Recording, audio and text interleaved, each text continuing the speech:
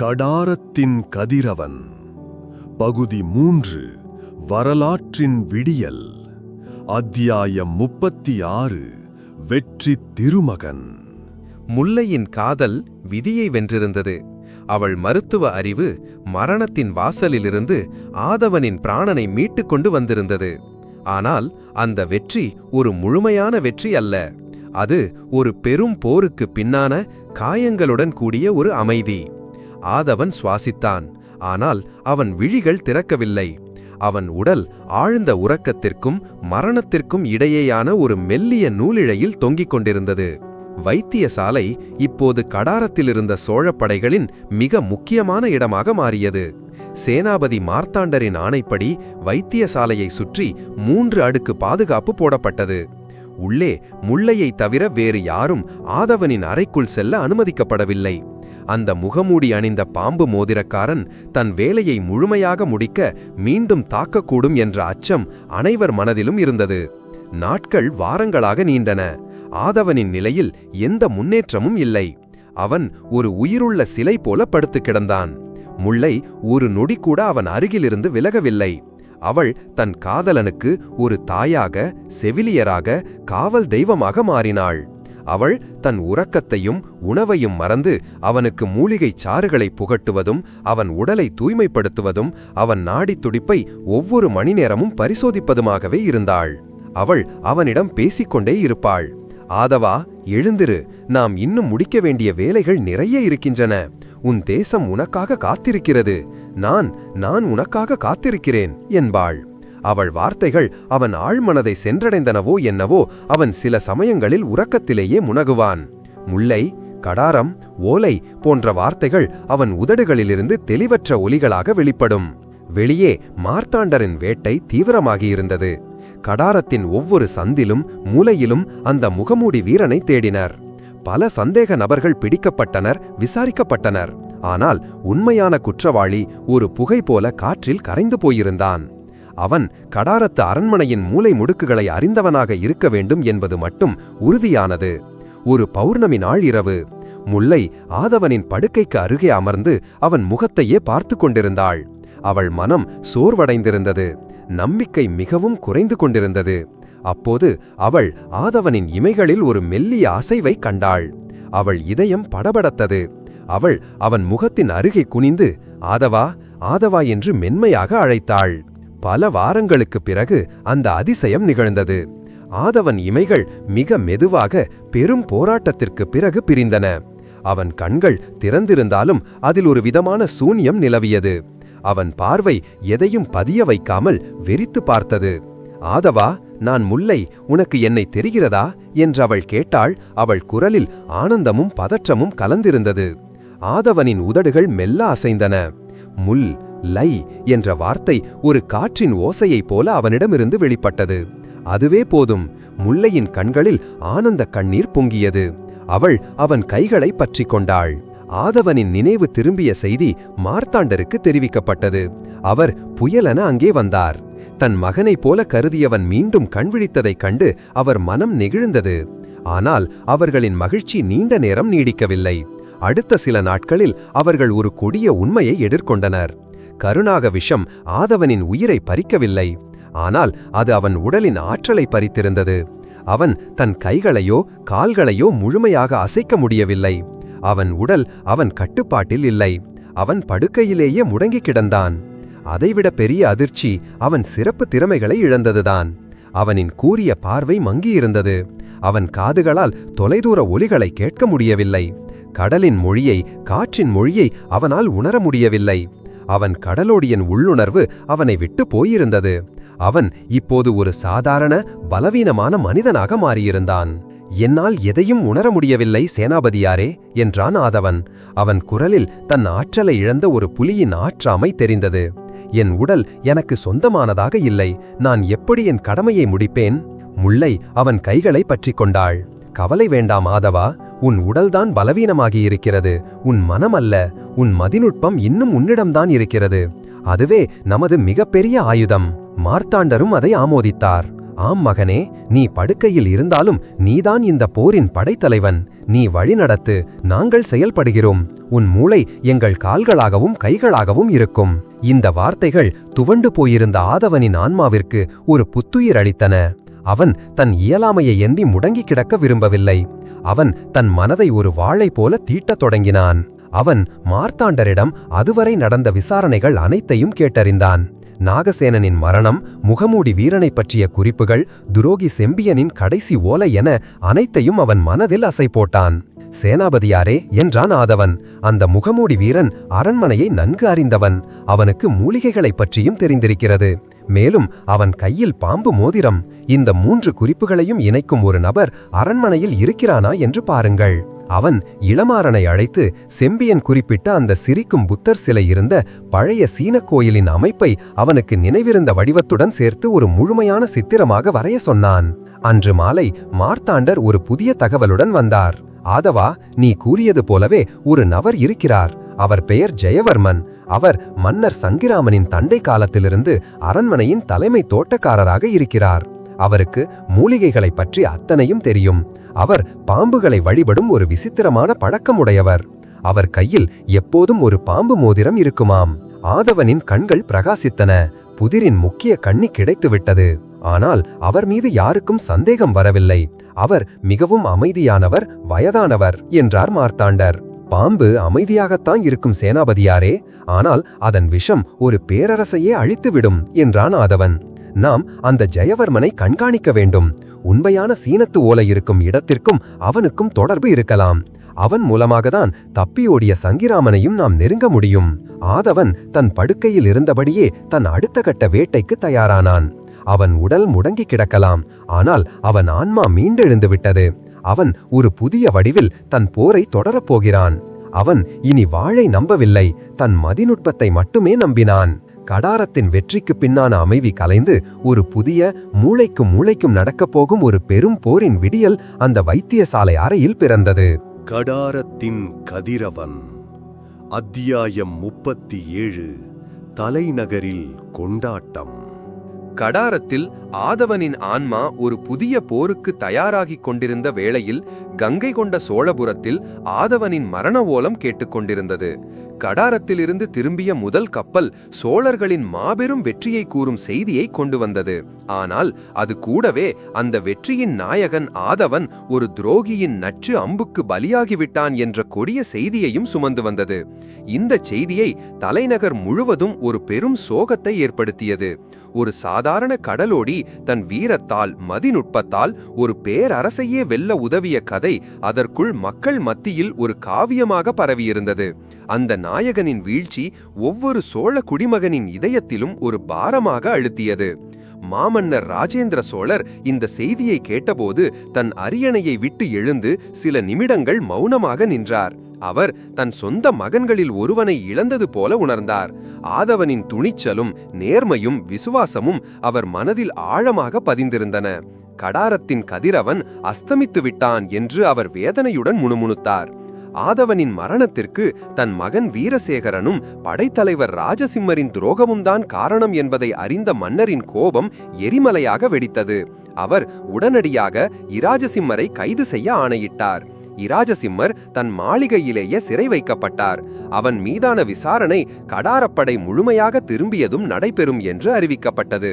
சோழ தேசத்தின் மிக உயர்ந்த படைத்தலைவர்களில் ஒருவர் தேசத்துரோக குற்றத்திற்காக சிறைப்பிடிக்கப்பட்டது அரசவையில் ஒரு பெரும் அதிர்வலையை ஏற்படுத்தியது. ஆனால் இந்த சோகச் செய்திகளுக்கிடையேயும் கடார வெற்றி கொண்டாடப்பட வேண்டிய ஒன்றாக இருந்தது. கங்கை முதல் கடாரம் வரை புலிக்கொடியை பறக்கவிட்ட மாமன்னரின் புகழை மக்கள் கொண்டாட தயாராயினர். நகரெங்கும் விழாக்கோலம் பூண்டது. கங்கை கொண்ட சோழீச்சரம் கோயிலில் சிறப்பு வழிபாடுகள் நடத்தப்பட்டன. 1000 யானைகள் அலங்கரிக்கப்பட்டு நகர்வலம் வந்தன. வீதிகளில் மக்கள் ஆழிப்பாடி தங்கள் மகிழ்ச்சியை வெளிப்படுத்தினர். சோழ பேரரசு தன் அதிகாரத்தின் உச்சத்தில் இருப்பதை அந்த விழா உலகுக்கு பறைசாற்றியது. இந்த கொண்டாட்டங்களுக்கு நடுவே இருவர் மட்டும் தங்கள் தனிப்பட்ட சோகத்தில் மூழ்கியிருந்தனர். ஒருவர் வைத்தியர் ஆத்திரேய பட்டர். ஆதவனின் வீரத்தையும் நற்குணத்தையும் அறிந்திருந்த அவர் தன் மகள் முல்லை விரும்பிய அந்த உத்தம இளங்கனின் இழப்பை தாங்க முடியாமல் கலங்கினார். தன் மகள் கடாரத்தில் தன் காதலனின் மரணத்தை நேரில் கண்டு எப்படி துடித்து போயிருப்பாள் என்று எண்ணி எண்ணி வேதனைப்பட்டார்.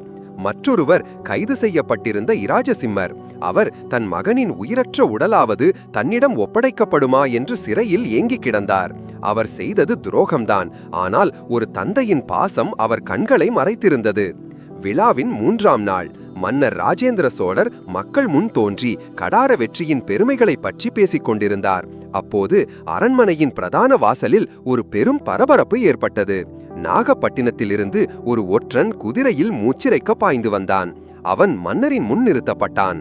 மன்னிக்க வேண்டும் மாமன்னரே, ஒரு அரிய நம்ப முடியாத செய்தியுடன் வந்திருக்கிறேன் என்று கத்தினான் அந்த ஒற்றன். என்ன செய்தி என்று கேட்டார் மன்னர். கடாரத்திலிருந்து சற்று நேரத்திற்கு முன் ஒரு அதிவேக கப்பல் நாகையை அடைந்தது. அதில் சேனாபதி மார்த்தாண்டர் ஒரு முக்கியமான செய்தியை அனுப்பியிருக்கிறார். ஆதவன், கடாரத்தின் நாயகன் ஆதவன் இறக்கவில்லை, அவர் உயிருடன் இருக்கிறார். அந்த ஒற்றனின் வார்த்தைகள் அந்த மாபெரும் மக்கள் கூட்டத்தின் ஆரவரத்தை ஒரு நொடியில் நிசப்தமாக்கின. மன்னர் தன் காதுகளையே நம்ப முடியாமல், என்ன சொன்னாய், மீண்டும் சொல் என்றார். ஆம் வேந்தே, ஆதவன் உயிருடன் இருக்கிறார். ஆதவன் மீது பாய்ந்த விஷத்தை வைத்தியர் ஆத்திரேய பட்டரின் மகள் முல்லை அம்மையார் தன் அரிய மருத்துவ திறமையால் முறித்து அவரின் உயிரை காப்பாற்றிவிட்டார். ஆதவன் இன்னும் முழுமையாக குணமடையவில்லை, ஆனால் அவர் உயிருடன் கடாரத்தில் பாதுகாப்பாக இருக்கிறார். இந்த செய்தி அந்த நிசப்தத்தை ஒரு பெரும் ஆனந்த பேரலையாக மாற்றியது. மக்கள் ஆதவன் வாழ்க, கடாரத்தின் கதிரவன் வாழ்க என்று விண்ணதிர முழங்கினர். அவர்களின் ஆரவாரத்தில் அரண்மனையை அதிர்ந்தது. மாமன்னர் ராஜேந்திர சோழரின் முகத்தில் பல நாட்களுக்கு பிறகு ஒரு உண்மையான நிம்மதியான புன்னகை படர்ந்தது. அவர் வானத்தை நோக்கி பார்த்து நன்றி இறைவா என்றார். ஆத்திரேய பட்டர் தன் மகளின் மருத்துவ அற்புதத்தை கேட்டு ஆனந்த கண்ணீர் வடித்தார். தன் மகள் ஒரு பெண்ணாக மட்டுமல்ல, ஒரு தெய்வமாகவே உயர்ந்து விட்டதை எண்ணி பெருமைப்பட்டார். தலைநகரின் கொண்டாட்டம் இப்போது இரட்டிப்பு மகிழ்ச்சியுடன் தொடர்ந்தது. அது கடார வெற்றியை கொண்டாடும் விழா மட்டுமல்ல, அது மரணத்தை வென்ற ஒரு நாயகனின் மீள்வருகையை கொண்டாடும் விழாவாகவும் மாறியது. ஆனால் இந்த மகிழ்ச்சியான செய்திகள் சிறையில் இருந்த இராஜசிம்மருக்கு ஒரு கொடிய செய்தியாக இருந்தது. ஆதவன் உயிருடன் இருக்கிறான் என்றால் அவன் தன் மகன் வீரசேகரனின் மரணத்தை பற்றி, கடார போரை பற்றி முழு உண்மைகளையும் மன்னரின் நிச்சயம் சொல்வான். தன் மகன் ஒரு துரோகி என்பது அதிகாரப்பூர்வமாக நிரூபிக்கப்படும். தன் குலத்தின் பெருமை, தன் பதவி, தன் உயிர் அனைத்தும் பறிபோகும் என்பதை இராஜசிம்மர் உணர்ந்தார். அவர் அச்சத்தில் உறைந்து போனார். கொண்டாட்டங்களின் பேரொளிக்கு நடுவே ஒரு துரோகியின் பயத்தின் ஓலம் யாருக்கும் கேட்கவில்லை. ஆதவனின் மீள்வருகை சோழ தேசத்திற்கு ஒரு புதிய நம்பிக்கையை அளித்தது. ஆனால் அது சதியின் எஞ்சிய கன்னிகளுக்கும் ஒரு பெரும் எச்சரிக்கையை விடுத்தது. கதிரவன் அஸ்தமிக்கவில்லை, அவன் மீண்டும் உதிப்பான். அப்போது அவன் ஒளி இன்னும் பிரகாசமாக, இன்னும் உக்கிரமாக இருக்கும். அந்த ஒளியில் அனைத்து இருளும், அனைத்து துரோகங்களும் சுட்டெரிக்கப்படும். தலைநகரின் கொண்டாட்டம் ஆதவனின் அடுத்த கட்ட போருக்கான ஒரு மங்கள நாந்தியாக. கடாரத்தின் கதிரவன். அத்தியாயம் 38. நாயகனின் பரிசு. தலைநகரில் ஆதவனின் மீள்வருகை கொண்டாடப்பட்டு கொண்டிருந்தபோது கடாரத்தில் ஆதவன் தன் உடலின் இயலாமையுடன் போராடிக் கொண்டிருந்தான். அவன் ஆன்மா மீண்டெழுந்தானும் அவன் உடல் இன்னும் முழுமையாக அவன் கட்டுப்பாட்டிற்கு வரவில்லை. ஆனால் அவன் மனம் முன்பை விட பன்மடங்கு கூர்மையாக வேலை செய்தது. அவன் ஒரு படுக்கையில் இருந்தபடியே ஒரு பெரும் சதிவலையின் கண்ணிகளை ஒவ்வொன்றாக அறுக்கத் தொடங்கினான். அவன் முதல் இலக்கு தலைமை தோட்டக்காரன் ஜெயவர்மன், அந்த பாம்பு மோதிரம் அணிந்த மர்ம மனிதன். சேனாபதி மார்த்தாண்டரே, ஜெயவர்மனை நேரடியாக கைது செய்ய வேண்டாம் என்றான் ஆதவன் தன் படுக்கையில் இருந்தபடியே. அவனை கைது செய்தால் அவன் பின்னால் இருக்கும் சக்திகள் எச்சரிக்கையாகிவிடும். நாம் அவனை பயன்படுத்தி தப்பி ஓடிய சங்கிராமனையும் உண்மையான சீனத்து ஓலையையும் அடைய வேண்டும். ஆதவனின் திட்டம் நுட்பமானதாக இருந்தது. அவன் ஜெயவர்மனின் ஒவ்வொரு அசைவையும் கண்காணிக்க தன் மலையக நண்பர்களை பயன்படுத்தினான். தாரோவும் அவன் வீரர்களும் தோட்டக்காரர்களாகவும் அரண்மனை பணியாளர்களாகவும் வேடமிட்டு ஜெயவர்மனை இரவும் பகலும் கண்காணித்தனர். ஜெயவர்மன் தன் மீது சந்தேகம் எழுந்திருப்பதை அறியாமல் தன் வழக்கமாக பணிகளை செய்து கொண்டிருந்தான். ஆனால் அவன் இரவில் யாருக்கும் தெரியாமல் தன் குடிசையிலிருந்து வெளியேறி நகருக்கு வெளியே இருந்த ஒரு குறிப்பிட்ட இடத்திற்கு செல்வதை தாரோ கண்டுபிடித்தான். அங்கே அவன் புறாக்கள் மூலம் யாருக்கோ செய்திகளை அனுப்பி கொண்டிருந்தான். அவன் சங்கிராமனுடன் தொடர்பில் இருக்கிறான் என்று உறுதி செய்தான் ஆதவன். நாம் அவன் அனுப்பும் அடுத்த செய்தியை இடைமறிக்க வேண்டும். அடுத்த சில நாட்கள் அவர்கள் காத்திருந்தனர். ஒருநாள் இரவு ஜெயவர்மன் மீண்டும் ஒரு செய்தியை புறாவின் காலில் கட்டி அனுப்பியபோது தாரோவின் வீரர்கள் அந்த புறாவை ஒரு வலையை வீசி பிடித்தனர். அந்த ஓலையில் சங்கேத மொழியில் எழுதப்பட்டிருந்தது. ஆதவன் தன் பயிற்சியின் போது கற்றிருந்த சங்கேத மொழியை பயன்படுத்தி அதை உடைத்தான். அந்த செய்தி சங்கிராவனுக்கு எழுதப்பட்டது. கதிரவன் இன்னும் உயிருடன் தான் இருக்கிறான், ஆனால் அவன் முடமாகிவிட்டான். வைத்தியச்சி அவனை பாதுகாத்து வருகிறாள். உண்மையான ஓலை சீன கோயிலில் பத்திரமாக இருக்கிறது. நீங்கள் கருடன் தீவில் தயாராக இருங்கள். சோழப் படைகளின் கவனம் திசை திரும்பியதும் நான் ஓலையுடன் அங்கே வருகிறேன். அதை வைத்து சீன பேரரசரிடம் உதவி கோரலாம். இந்த செய்தி ஆதவனின் பல சந்தேகங்களுக்கு விடை தந்தது. ஜெயவர்மன் தான் சங்கிராமனின் முக்கிய ஒற்றன். உண்மையான ஓலை செம்பியன் சொன்னது போல சீன கோயிலில்தான் இருக்கிறது. இப்போது நாம் ஜெயவர்மனை பிடிக்க வேண்டிய நேரமல்ல, அந்த ஓலையை கைப்பற்ற வேண்டிய நேரம் என்றான் ஆதவன். அவன் தன் அடுத்த திட்டத்தை வகுத்தான். அதே சமயம் கங்கை கொண்ட சோழபுரத்தில் ஆதவனின் வீரதீர செயல்களும் அவன் அடைந்த துன்பங்களும் முல்லையின் மருத்துவ அற்புதமும் ஒரு காவியம் போல பரவியிருந்தன. மாமன்னர் ராஜேந்திர சோழர் ஆதவனின் தியாகத்தாலும் முல்லையின் துணிச்சலாலும் மிகவும் நெகிழ்ந்து போயிருந்தார். அவர் ஒரு நாள் அரசவையை கூட்டினார். அங்கே வைத்தியர் ஆத்ரேய பட்டரை அழைத்து அவருக்கு பொன்னும் பொருளும் பரிசளித்தார். வைத்தியரே, நீர் சோழ தேசத்திற்கு ஒரு சிறந்த மருத்துவரை மட்டும் தரவில்லை, ஒரு வீர தேவதையையும் தந்திருக்கிறீர். மகள் தன் காதலனின் உயிரை மீட்டதன் மூலம் சோழ தேசத்தின் ஒரு பெரும் சொத்தை மீட்டுக் கொடுத்திருக்கிறாள் என்று புகழ்ந்தார் மன்னர். பின்னர் அவர் ஒரு முக்கிய அறிவிப்பை வெளியிட்டார்.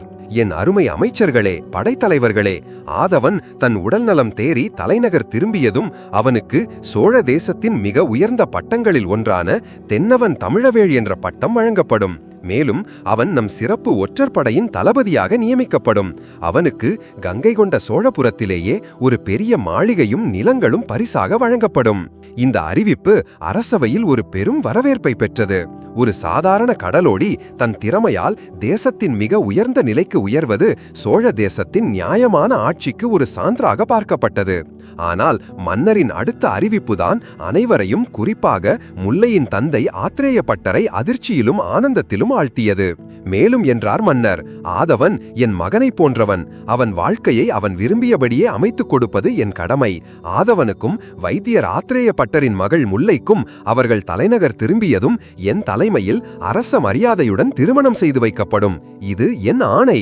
அரசவையே கரவொளியால் அதிர்ந்தது. ஆத்ரேய பட்டர் தன் காதுகளையே நம்ப முடியாமல் ஆனந்த கண்ணீருடன் மன்னரின் கால்களில் விழுந்து வணங்கினார். தன் மகளின் காதல் ஒரு மன்னனாலேயே அங்கீகரிக்கப்பட்டு அரச மரியாதையுடன் நிறைவேறப் போகிறது என்பதை எண்ணி அவர் மனம் பூரித்தது. இந்த செய்தி கடாலத்திலிருந்த ஆதவனுக்கும் முல்லைக்கும் சேனாபதி மார்த்தாண்டனால் அனுப்பப்பட்டது. அந்த ஓலையை படித்தபோது முல்லையின் கன்னங்கள் வெட்கத்தால் சிவந்தன. அவள் தன் காதலுக்கு கிடைத்த இந்த மாபெரும் அங்கீகாரத்தை எண்ணி அளவற்ற மகிழ்ச்சி அடைந்தாள். ஆதவன் அந்த ஓலையை படித்தபோது அவன் உதடுகளில் பல நாட்களுக்கு பிறகு ஒரு உண்மையான புன்னகை மலர்ந்தது. அவன் வாழ்க்கை அவன் கனவிலும் நினைக்காத உயரத்திற்கு செல்லப் போகிறது. அவன் காதல் ஒரு சரித்திரமாக மாறப்போகிறது. ஆனால் அவன் அந்த புன்னகையை ஒரு நொடியில் அடக்கிக் கொண்டான். அவன் கண்கள் மீண்டும் கூர்மையடைந்தன. இந்த மகிழ்ச்சி, இந்த அங்கீகாரம் எல்லாம் என் கடமை முடிந்த பிறகுதான் என்றான் அவன் தனக்குள். என் எதிரிகள் இன்னும் அழிக்கப்படவில்லை. என் தேசத்தின் மீதான அச்சுறுத்தல் இன்னும் விலகவில்லை. முதலில் நான் இந்த கடமையை முடிக்க வேண்டும். அதன் பிறகுதான் என் காதலுக்கும் என் பரிசுக்கும் நான் தகுதியானவனாவேன். நாயகனுக்கு அவன் தேசத்தின் மன்னன் ஒரு பெரும் பரிசை அறிவித்திருந்தான். ஆனால் அந்த நாயகன் தன் பரிசை பெற்றுக்கொள்ளும் முன் தன் இறுதி வேட்டையை வெற்றிகரமாக முடிக்க வேண்டியிருந்தது. அவன் பார்வை இப்போது அந்த பழைய சீன கோயிலின் மீது பதிந்திருந்தது. அங்கே ஒரு சிரிக்கும் புத்தர் சிலைக்கு பின்னால் ஒரு பேரரசின் தலைவிதியை மாற்றக்கூடிய உண்மையான சீனத்து ஓலைகள் அவனுக்காக காத்திருந்தன. கடாரத்தின் கதிரவன். அத்தியாயம் 39. வீரசேகரனின் இறுதி ஆட்டம். கடாரத்தில் ஆதவன் தன் இறுதி வேட்டைக்கு தயாராகிக் கொண்டிருந்தபோது கங்கை கொண்ட சோழபுரத்தில் துரோகிகளுக்கான இறுதி விசாரணைக்கான மேடை தயாராகிக் கொண்டிருந்தது. கடாரப்போரில் கைதான வீரசேகரனும் ஸ்ரீவிஜய மன்னன் சங்கிராமனும் மற்ற சதிகாரர்களும் தலைநகரின் இருட்டறை சிறையில் அடைக்கப்பட்டிருந்தனர். படைத்தலைவர் இராஜசிம்மரும் தன் மாளிகை சிறையில் தன் தலைவிதியை எதிர்பார்த்து காத்திருந்தார். மாமன்னர் ராஜேந்திர சோழர் இந்த தேசத்துரோக வழக்கை சாதாரண நீதிமன்றத்தில் விசாரிக்க விரும்பவில்லை. அவர் சோழ தேசத்தின் மிக முக்கிய அமைச்சர்கள், படைத்தலைவர்கள், வித்வான்கள் மற்றும் அண்டை நாட்டு தூதர்கள் அடங்கிய ஒரு சிறப்பு விசாரணை அவையை கூட்டினார். சோழ தேசத்திற்கு எதிராக சதி செய்தால் அது யாராக இருந்தாலும், எவ்வளவு பெரிய பதவியில் இருந்தாலும் என்ன தண்டனை கிடைக்கும் என்பதை உலகுக்கு உணர்த்த விரும்பினார். விசாரணை நாள் வந்தது. அரசவையின் பிரதான மண்டபம் ஒரு நீதிமன்றமாக மாறியிருந்தது. மன்னர் தலைமை நீதிபதியின் ஆசனத்தில் அமர்ந்திருந்தார். அவருக்கு கீழ் மற்ற அவை உறுப்பினர்கள் அமர்ந்திருந்தனர். முதலில் படைத்தலைவர் இராஜசிம்மர் விசாரணைக்கு அழைத்து வரப்பட்டார். அவர் தன் கம்பீரத்தை இழந்து கூனி குறுகி நின்றார். தன் மகன் செய்த துரோகத்திற்கு துணை போன குற்றச்சாட்டு அவர் மீது சுமத்தப்பட்டது. இராஜசிம்மரே என்றார் மன்னர். அவர் குரல் இரும்பை போல ஒலித்தது. நீர் சோழ தேசத்தின் உப்பை தின்று அதன் புகழால் வளர்ந்து அதன் மிக உயர்ந்த பதவிகளில் ஒன்றை வகித்தீர். ஆனால் நீர் மகனின் பேராசைக்காக இந்த தேசத்திற்கே துரோகமிழைத்து விட்டீர். மகன் கண்காணிப்பிலிருந்து தப்பிக்க உதவியதன் மூலம் நீர் செய்த பாவத்திற்கு என்ன தண்டனை வேண்டும் என்று நீர் நினைக்கிறீர்? இராஜசிம்மரால் பேச முடியவில்லை. அவர் கண்ணீருடன் மன்னரின் காலடியில் விழுந்து மன்னிப்பு கோரினார். என்னை மன்னித்து விடுங்கள் மாமன்னரே, புத்திர பாசம் என் கண்களை மறைத்துவிட்டது. என் மகனை காப்பாற்றவே அப்படி செய்தேன். புத்திர பாசத்திற்காக தேச பாசத்தை மறப்பவன் ஒரு படைத்தலைவனாக இருக்க தகுதியற்றவன் என்றார் மன்னர். உம்முடைய பட்டங்கள், பதவிகள், சொத்துக்கள் அனைத்தும் பறிமுதல் செய்யப்படுகின்றன. நீர் வாழ்நாள் முழுவதும் ஒரு சாதாரண கைதியாக உறையூர் சிறையில் உமது நாட்களை கழிப்பீர். இதுவே உமக்கான தண்டனை. ஒரு மாபெரும் படைத்தலைவனின் வாழ்க்கை ஒரு நொடியில் முடிவுக்கு வந்தது. அடுத்து வீரசேகரன் கைவிலங்குகளுடன் அழைத்து வரப்பட்டான். அவன் தன் தந்தையின் நிலையைக் கண்டு சிறிதும் கலங்கவில்லை. அவன் கண்களில் இன்னும் அந்த திமிரும் அடங்காத கோபமும் குடியிருந்தன. அவன் மீது தேசத்துரோகம், மன்னரின் ஆணைக்கு கீழ்ப்படியாமை, எதிரிகளுடன் கைகோர்த்தது, சோழ வீரர்களின் மரணத்திற்கு காரணமாக இருந்தது என பல குற்றச்சாட்டுகள் வாசிக்கப்பட்டன. அனைத்தையும் கேட்ட வீரசேகரன் ஏளனாகச் சிரித்தான். ஆம், நான் அனைத்தையும் செய்தேன். அதற்காக நான் வருந்தவில்லை. அவன் பேச்சு அவையையே திகைக்க வைத்தது. ராஜேந்திர சோழரே என்று அவன் மன்னரை நேரடியாக அழைத்தான். நீர் தந்தை ராஜராஜரின் நிழலில் வளர்ந்தவர். அவர் புகழைத் தவிர உமக்கென்று தனிப்பட்ட பெருமை ஏதுமில்லை. நான் என் தந்தையின் நிழலில் வளர விரும்பவில்லை. நான் சுயமாக ஒரு பேரரசை கட்ட விரும்பினேன். அதற்காக நான் சங்கிராமனுடன் கைகோர்த்தேன். இதில் என்ன தவறு? தவறு உன் பேராசையில் இருக்கிறது வீரசேகரா என்றார் மன்னர் நிதானமாக. திறமையால் உயர்வதை விடுத்து துரோகத்தால் உயர நினைத்ததுதான் நீ செய்த தவறு. துரோகமா என்று சிரித்தான் வீரசேகரன். வரலாற்றை வென்றவர்கள்தான் எழுதுகிறார்கள். இன்று நீ வென்றாய், அதனால் நான் துரோகி. ஒருவேளை நான் வென்றிருந்தால் நீ வீழ்ச்சியடைந்த மன்னனாக இருந்திருப்பாய். நான் ஒரு புதிய பேரரசனாக இருந்திருப்பேன். அவன் பேச்சில் எந்தவிதமான குற்ற உணர்ச்சியும் இல்லை. அது அவையையே மேலும் கோபமூட்டியது. உன் கடைசி ஆசை என்ன என்று கேட்டார் மன்னர். வீரசேகரன் ஒரு கணம் யோசித்தான். அவன் கண்கள் அவையில் ஒரு குறிப்பிட்ட இடத்தை நோக்கின. என் இறுதி ஆட்டம் இன்னும் முடியவில்லை. நான் ஆதவனுடன் ஒரு முறை மோத விரும்புகிறேன். ஒரு வாழ் சண்டை. அதில் யார் வென்றாலும் அதுவே இறுதி தீர்ப்பாக இருக்கட்டும். அவனை கொல்லும் வரை என் ஆன்மா சாந்தி அடையாது. அவன் கோரிக்கை விந்தையாகவும் ஆணவம் நிறைந்ததாகவும் இருந்தது. மன்னர் சிரித்தார். ஆதவன் இங்கே இல்லை. அவன் கடாரத்தில் நீ விட்டுச் சென்ற சதிவேலைகளை சரிசெய்து கொண்டிருக்கிறான். அவன் நீ மோத தகுதியானவன் அல்ல. அவன் ஒரு நாயகன், நீ ஒரு பிடிப்பட்ட கைதி. அப்படியானால் அவனுக்கு பதிலாக அவன் காதலி முல்லையுடன் நான் மோதலாமா என்று கேட்டான் வீரசேகரன். அவன் குரலில் கொடிய வஞ்சகம். அந்த வார்த்தைகளை கேட்டதும் அவையில் இருந்த வைத்தியர் ஆத்ரேய பட்டரின் முகம் கோபத்தில் சிவந்தது. மன்னர் ராஜேந்திர சோழரின் கண்களும் சுருங்கின. உன் நீசத்தனத்திற்கு ஒரு எல்லையே இல்லையா வீரசேகரா என்று கர்ஜித்தார் மன்னர். சரி, என் இறுதி ஆசையை நிறைவேற்ற முடியாது என்றால் எனக்கு மரண தண்டனையை கொடுங்கள். நான் அதை புன்னகையுடன் ஏற்றுக்கொள்கிறேன் என்றான் வீரசேகரன். அவன் எதையோ திட்டமிடுகிறான் என்பது அவன் கண்களில் தெரிந்தது. மன்னர் தன் இறுதி தீர்ப்பை அறிவித்தார். தேசத்துரோகி வீரசேகரனுக்கு நாளை காலை பொதுமக்கள் முன்னிலையில் சிரச்சேதம் செய்து மரண தண்டனை நிறைவேற்றப்படும். வீரசேகரன் அந்த தீர்ப்பை கேட்டுச் சிரித்தான். அவன் சிரிப்பில் ஒரு பயங்கரமான ரகசியம் ஒளிந்திருந்தது.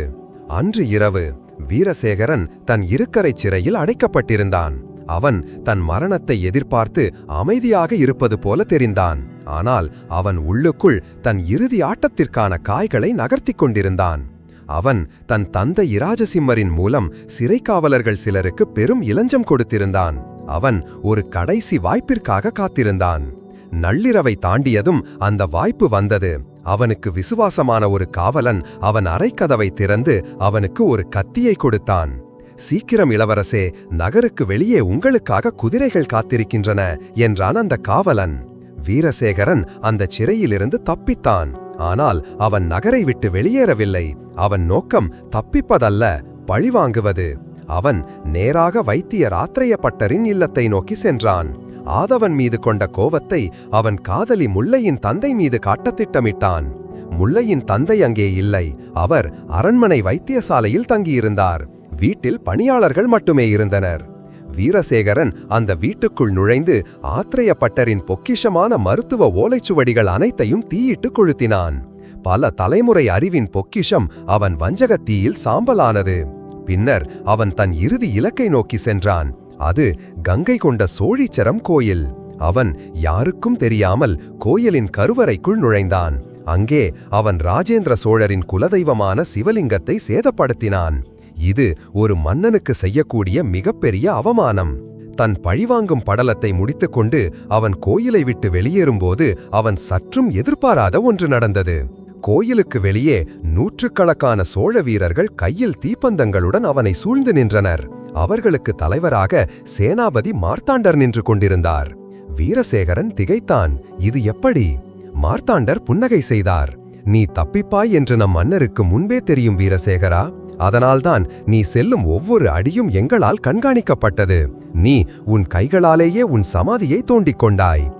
வீரசேகரனின் இறுதி ஆட்டம் அவன் எதிர்பார்த்ததற்கு நேர்மாறாக முடிந்திருந்தது. அவன் தப்பித்து பழிதீர்த்து ஒரு நாயகனாக மரணமடைய விரும்பினான். ஆனால் அவன் தன் சொந்த வலையில் சிக்கி தன் குலத்திற்கே நீங்காத களங்கத்தை ஏற்படுத்திவிட்டு ஒரு நீசனான துரோகியாக பிடிபட்டிருந்தான்.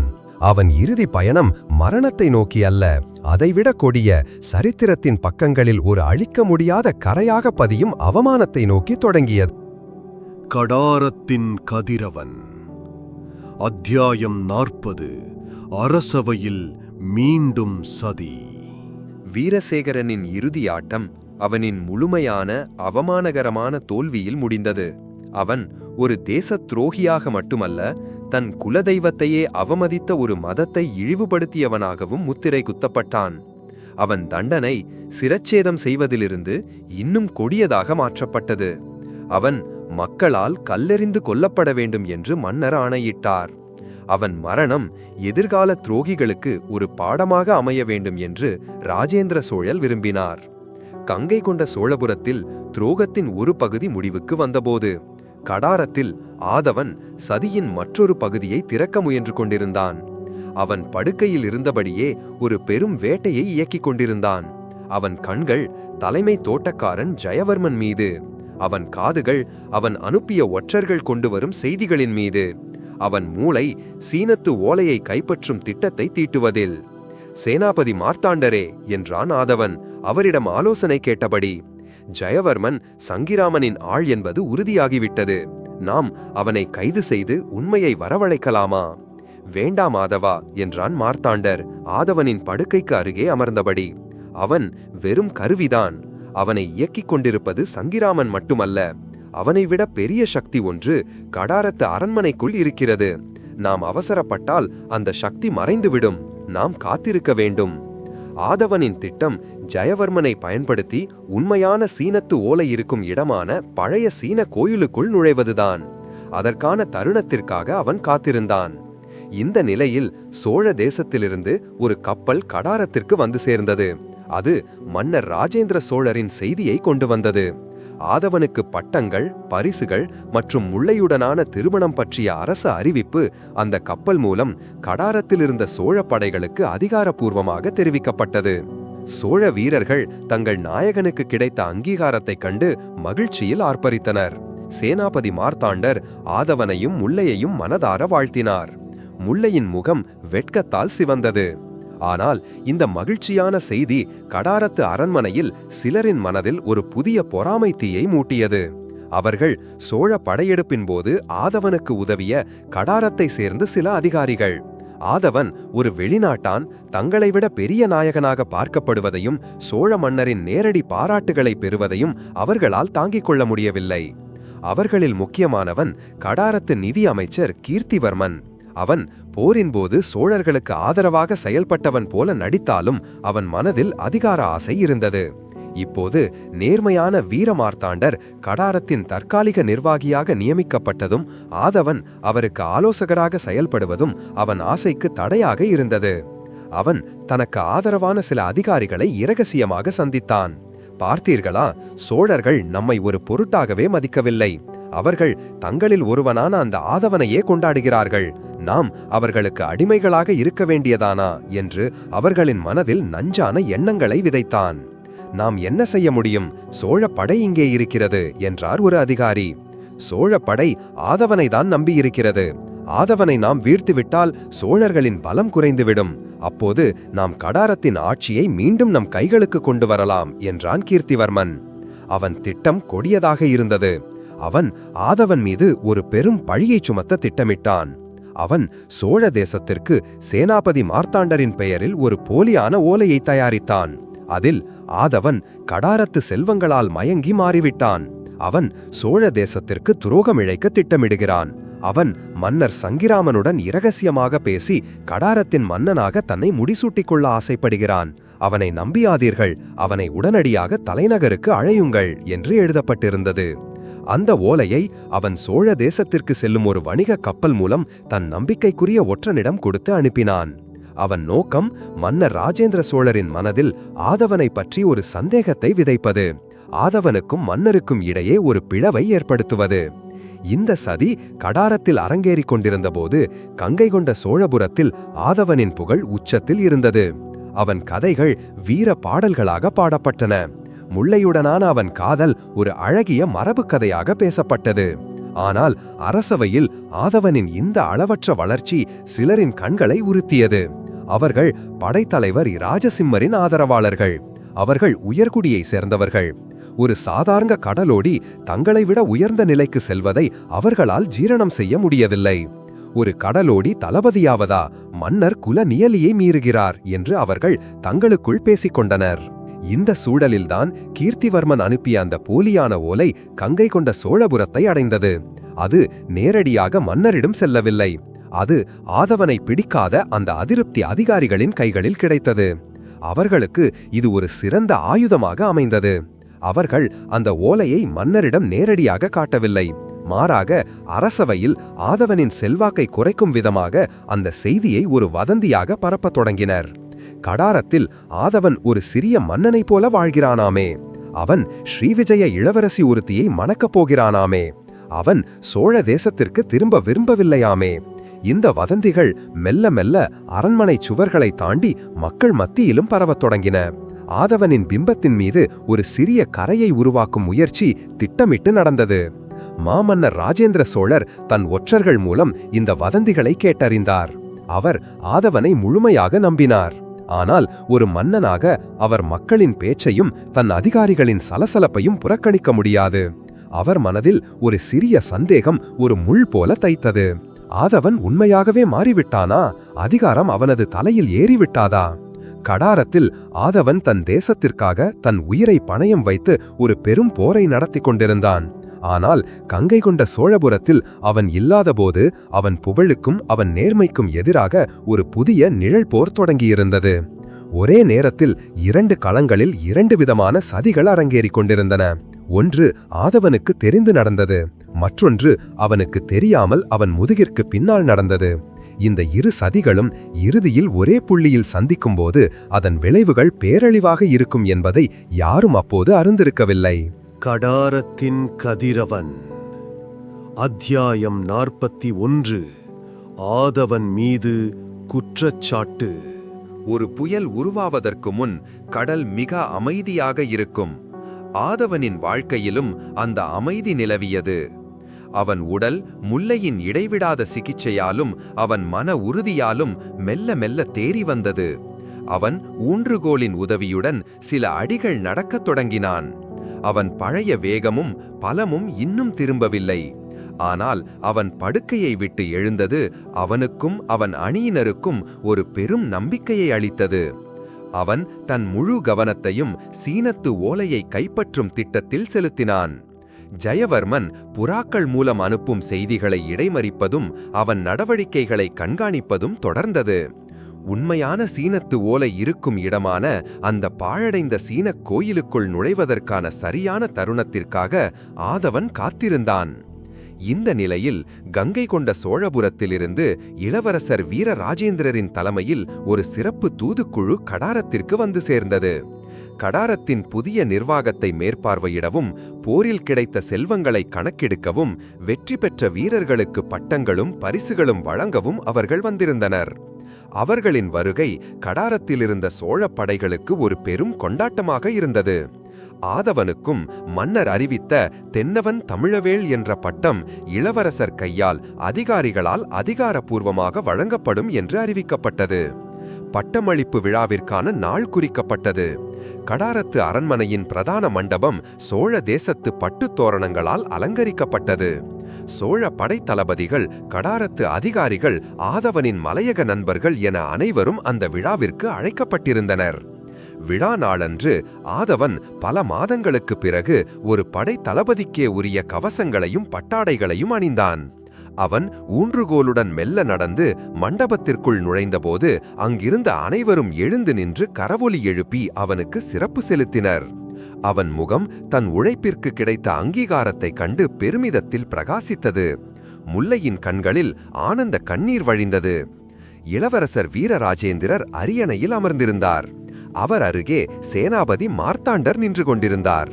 சோழ தேசத்தின் வெற்றி திருமகனே, ஆதவா, முன்னோக்கி வா என்றார் இளவரசர் கம்பீரமான குரலில். ஆதவன் மெல்ல நடந்து இளவரசரின் முன் வந்து தலைவணங்கினான். இளவரசர் பட்டயத்தையும் பொன்னாலான வாளையும் கையில் எடுத்தார். மாமன்னர் ராஜேந்திர சோழரின் ஆணைப்படி கடாரத்தை வெல்ல உதவிய உனக்கு தென்னவன் தமிழவேள் என்ற பட்டம் இன்று முதல் வழங்கப்படுகிறது. நீ இன்று முதல் சோழர்களின் சிறப்பு ஒற்றற்படையின் தளபதியாக. அவர் தன் வாக்கியத்தை முடிப்பதற்குள் மண்டபத்தின் வாசலிலிருந்து ஒரு அதிகாரமிக்க குரல் கேட்டது. நிறுத்துங்கள்! அனைவரும் திகைப்புடன் திரும்பி பார்த்தனர். அங்கே சோழ தேசத்தின் மற்றொரு மூத்த படைத்தலைவரான பரஞ்சோதியார் ஆதவனை வெறுப்புடன் பார்த்தபடி நின்று கொண்டிருந்தார். அவர் இராஜசிம்மரின் நெருங்கிய நண்பர். ஆதவனின் வளர்ச்சியால் பொறாமை கொண்டவர். இளவரசே, மன்னிக்க வேண்டும், இந்த பட்டத்தை ஏற்க இந்த ஆதவனுக்கு தகுதியில்லை என்றார் அவர் உரத்த குரலில். மண்டபத்தில் மயான அமைதி நிலவியது. சேனாபதி மார்த்தாண்டரின் முகம் கோபத்தில் சிவந்தது. என்ன பேசுகிறீர் பரஞ்சோதியாரே? அறிவை இழந்து விட்டீரா? இல்லை சேனாபதியாரே, நான் என் முழு அறிவோடுதான் பேசுகிறேன். இந்த ஆதவன் நாம் நினைப்பது போல ஒரு நாயகன் அல்ல, அவன் ஒரு தேசத்ரோகி. தேசத்ரோகி என்ற வார்த்தை ஒரு வெடிகுண்டை போல அங்கே வெடித்தது. ஆதவன் அதிர்ச்சியில் உறைந்து நின்றான். பரஞ்சோதியார் இளவரசரின் முன் வந்து ஒரு ஓலைச் சுருளை நீட்டினார். இளவரசே, இதை படியுங்கள். இது கடாரத்திலிருந்து சேனாபதி மார்த்தாண்டரின் பெயரில் சோழ தேசத்துக்கு அனுப்பப்பட்ட ஓலை. இதை எங்கள் ஒற்றர்கள் கைப்பற்றினார். இளவரசர் அந்த ஓலையை வாங்கி படித்தார். அது நிதி அமைச்சர் கீர்த்திவர்மன் அனுப்பிய அந்த போலியான ஓலை. அதில் ஆதவன் கடாரத்தின் மன்னனாக ஆசைப்படுவதாகவும் சோழ தேசத்துக்கு துரோகம் இழைக்க திட்டமிடுவதாக எழுதப்பட்டிருந்தது. இளவரசர் அந்த ஓலையை படித்ததும் அவர் முகம் மாறியது. அவர் மார்த்தாண்டரை பார்த்தார். சேனாபதியாரே, இது உம்முடைய முத்திரைதானே? மார்த்தாண்டர் அந்த ஓலையை வாங்கி பார்த்தார். ஆம் இளவரசே, முத்திரை என்னுடையதுதான். ஆனால் உள்ளே இருக்கும் எழுத்துக்களும் செய்தியும் என்னுடையதல்ல. இது ஒரு போலியான ஓலை. இது ஆதவன் மீது சுமத்தப்படும் ஒரு பெரும் பழி என்று பதற்றத்துடன் கூறினார். ஒருவேளை நீங்கள் இருவரும் சேர்ந்தே இந்த சதியை செய்கிறீர்களோ என்றார் பரஞ்சோதியார் விஷமத்தனமாக. வாயை மூடும் என்று முழங்கினார் மார்த்தாண்டர். பொறுங்கள் என்றார் இளவரசர். அவர் ஆதவனை நோக்கினார். அவர் பார்வையில் இப்போது மரியாதை இல்லை, சந்தேகம் குடிகொண்டிருந்தது. ஆதவா, இதற்கு உன் பதில் என்ன? இளவரசே, என் விசுவாசத்தை நான் வார்த்தைகளால் நிரூபிக்க வேண்டியதில்லை. என் செயல்களே அதற்கு சாட்சி. இது என் மீது பொறாமை கொண்டவர்கள், என் புகழை சகிக்க முடியாதவர்கள் பின்னிய சதிவலை என்றான் ஆதவன். அவன் குரல் உறுதியாக இருந்தது. அப்படியா என்றார் பரஞ்சோதியார். அப்படியானால் இதற்கு என்ன பதில் சொல்லப் போகிறாய் என்று கூறி அவர் மற்றொரு ஓலையை நீட்டினார். இது சதியாளன் வீரசேகரனின் அறையிலிருந்து கைப்பற்றப்பட்டது. அவன் தன் தந்தைக்கு எழுதிய ஓலை. இதில் ஆதவனும் நானும் நண்பர்களாகிவிட்டோம். நாங்கள் இருவரும் சேர்ந்து சோழ தேசத்தை வீழ்த்தி கடாரத்தை சரிபாதியாக பங்கிட்டுக் கொள்ளப் போகிறோம் என்று எழுதியிருக்கிறான். இது மற்றொரு அப்பட்டமான பொய். வீரசேகரனே தன் மரணத்திற்கு பிறகும் ஆதவனை பழிவாங்கும் ஒரு பொறியை வைத்துவிட்டு சென்றிருக்கிறான். இது பொய், நம்பாதீர்கள் என்று கத்தினாள் முல்லை. ஒரு பெண்ணின் வார்த்தையை அரசவையில் சான்றாக ஏற்க முடியாது என்றார் பரஞ்சோதியார் ஏளனமாக. நிலைமை முற்றிலும் ஆதவனுக்கு எதிராக திரும்பியது. கடாரத்தின் நிதி அமைச்சர் கீர்த்திவர்மன் பரஞ்சோதியாரின் பின்னால் நின்று குரூரமாக புன்னகை செய்து கொண்டிருந்தான். இது அவர்கள் இருவரும் சேர்ந்து நடத்திய நாடகம். இளவரசர் வீரராஜேந்திரர் குழப்பத்தின் உச்சத்தில் இருந்தார். ஆதவனை நம்புவதா, இல்லை இந்த ஆதாரங்களை நம்புவதா? ஆதவா என்றார் இளவரசர். அவர் குரல் கனமாக இருந்தது. உன் மீது சுமத்தப்பட்ட குற்றச்சாட்டுகள் மிகவும் கடுமையானவை. நீ நிரபராதி என்பதை நிறுவும் வரை உனக்கு அளிக்கப்பட்ட பட்டங்கள் அனைத்தும் திரும்பப்படுகிறது. நீ சோழப்படையின் நேரடி காவலில் வைக்கப்படுவாய். இந்த வழக்கு மாமன்னர் ராஜேந்திர சோழரின் முன் தலைநகரில் விசாரிக்கப்படும். அந்த தீர்ப்பு ஆதவனின் தலையில் இடியென்று இறங்கியது. சில நிமிடங்களுக்கு முன் அவன் ஒரு வெற்றி திருமகனாக, நாயகனாக போற்றப்பட்டான். இப்போது அவன் ஒரு தேச துரோகியாக, குற்றவாளியாக அனைவர் முன்னிலையிலும் அவமானிக்கப்பட்டிருக்கிறான். சோழ வீரர்கள் தயக்கத்துடன் ஆதவனை நோக்கி வந்தனர். அவன் தன் இடுப்பிலிருந்த வாளை உருவி அவர்களிடம் கொடுத்தான். அவன் எந்த எதிர்ப்பும் காட்டவில்லை. அவன் கடைசியாக முல்லையை பார்த்தான். அவள் கண்களில் ஆற்றாமையும் கோபமும் கண்ணீரும் ஒரு சேர இருந்தன. நான் உன்னை நம்புகிறேன் என்று அவள் பார்வை சொன்னது. ஆதவன் தன் வாழ்வில் மற்றொரு கடும் சோதனையை எதிர்கொண்டான். ஆனால் இந்த முறை அவன் தன் மதிநுட்பத்தால் வெல்வதற்கு வாய்ப்புகள் இல்லை. அவன் மீது ஆதாரங்கள் குவிக்கப்பட்டிருந்தன. சதிவலை அவனை முழுவதாக சுற்றி வளைத்திருந்தது. வெற்றி நாயகனாக பட்டம் சூட்டப்பட வேண்டியவன் அன்று ஒரு குற்றவாளியாக கைவிலங்குகளுடன் தன் சொந்த வீரர்களாலேயே சிறைப்பிடிக்கப்பட்டான். அவன் மீது சுமத்தப்பட்ட குற்றச்சாட்டு அவன் வீரத்தின் மீது மட்டுமல்ல, அவன் காதலின் மீதும் அவன் நேர்மையின் மீதும் பூசப்பட்ட ஒரு பெரும் கரையாக. கடாரத்தின் கதிரவன். அத்தியாயம் 42. தர்மத்தின் தீர்ப்பு. ஒரு நாயகனாக பட்டம் சூட்டப்பட வேண்டிய அதே மண்டபத்தில் ஆதவன் இப்போது ஒரு தேச துரோகியாக, கைதியாக நிறுத்தப்பட்டிருந்தான். அவன் மீதான குற்றச்சாட்டுகள் இமயத்தை விட பாரமானவையாக இருந்தன. அவன் மீது அவன் நண்பர்களும் தளபதிகளுமே சந்தேகம் கொள்ளும் அளவிற்கு ஆதாரங்கள் போலியாக உருவாக்கப்பட்டிருந்தன.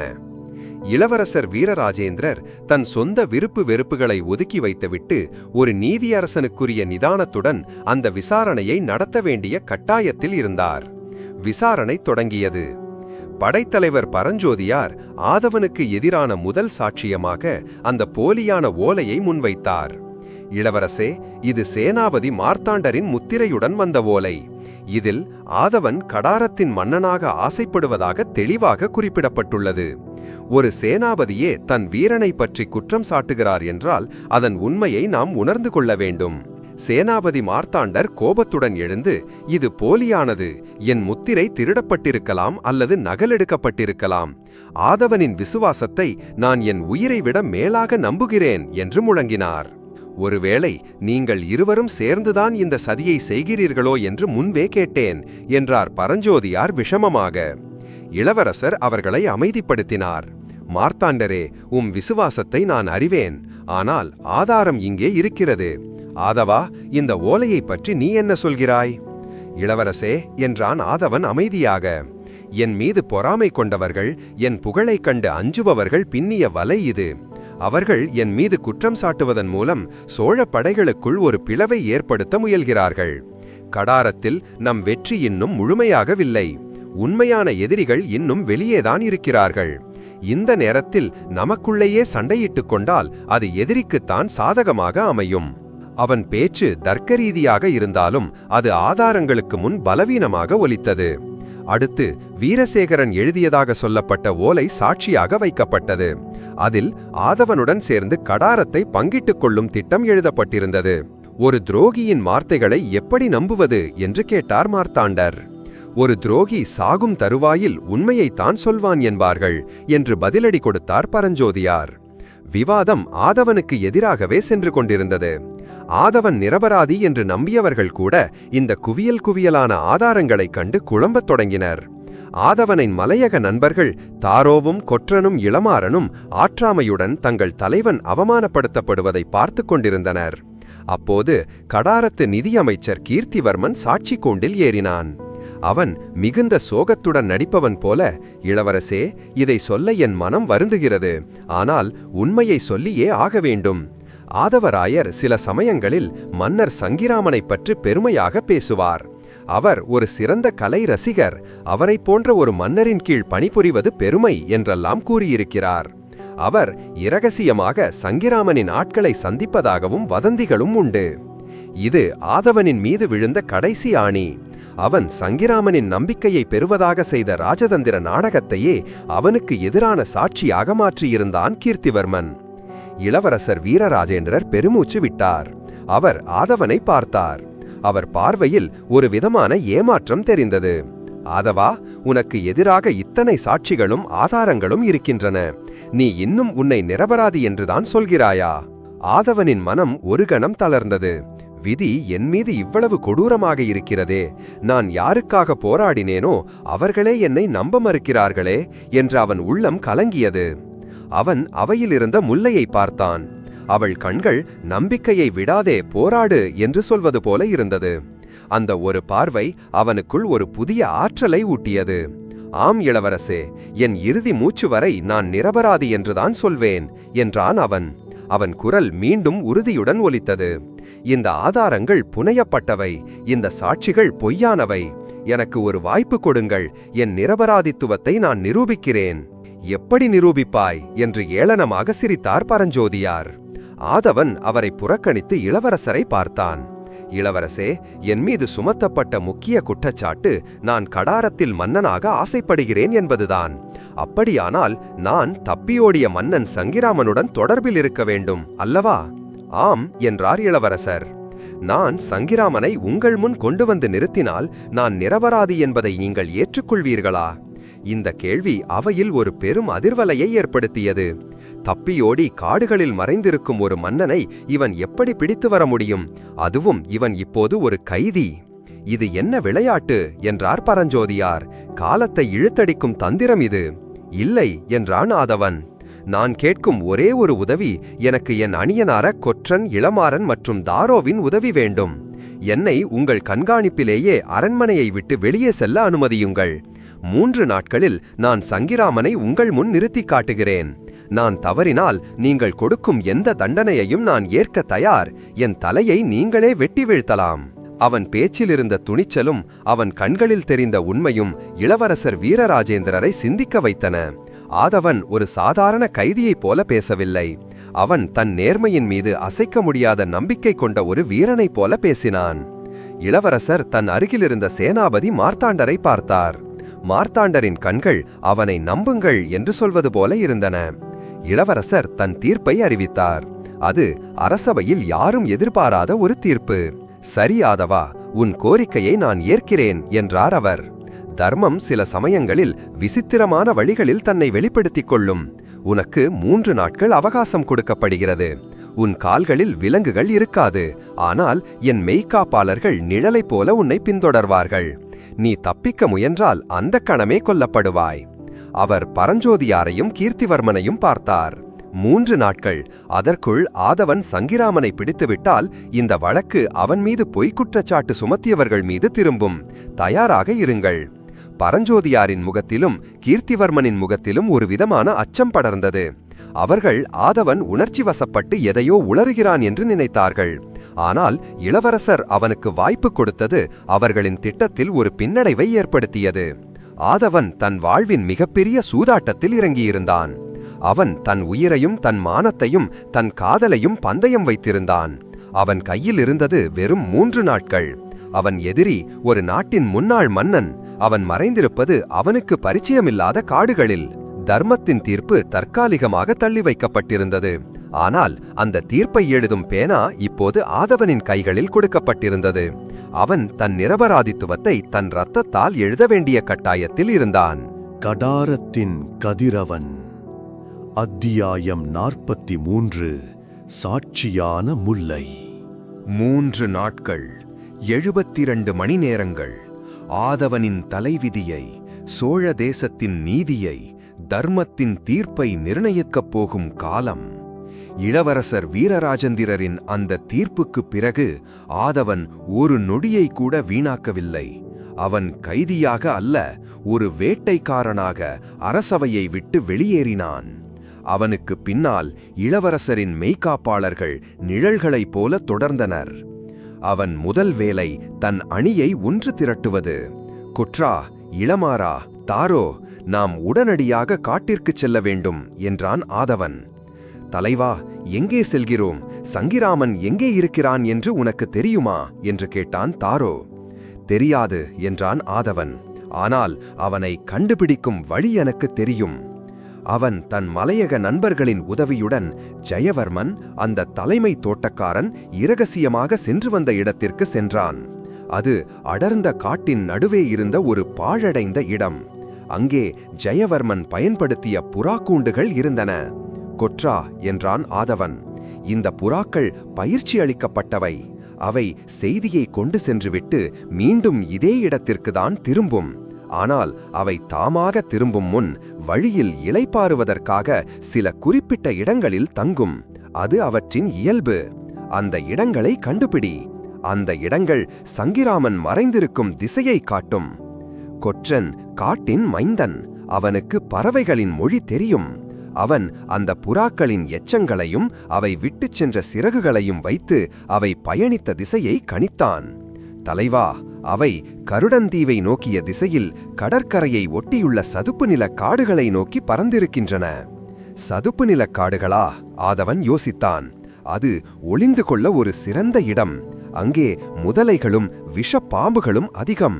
சாதாரண வீரர்கள் உள்ளே செல்ல தயங்குவார்கள். அவர்களின் தேடுதல் வேட்டை அந்த சதுப்பு நிலக் காடுகளை நோக்கி தொடங்கியது.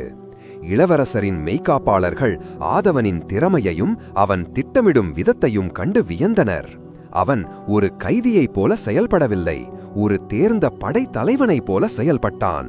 அவர்கள் காடுகளைச் சல்லடை போட்டு தேடினர். முதல் நாள் முழுவதும் எந்த தடையும் கிடைக்கவில்லை.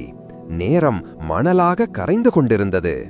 அதே சமயம் கங்கை கொண்ட சோழபுரத்தில் முல்லை அமைதியற்று தவித்தாள்.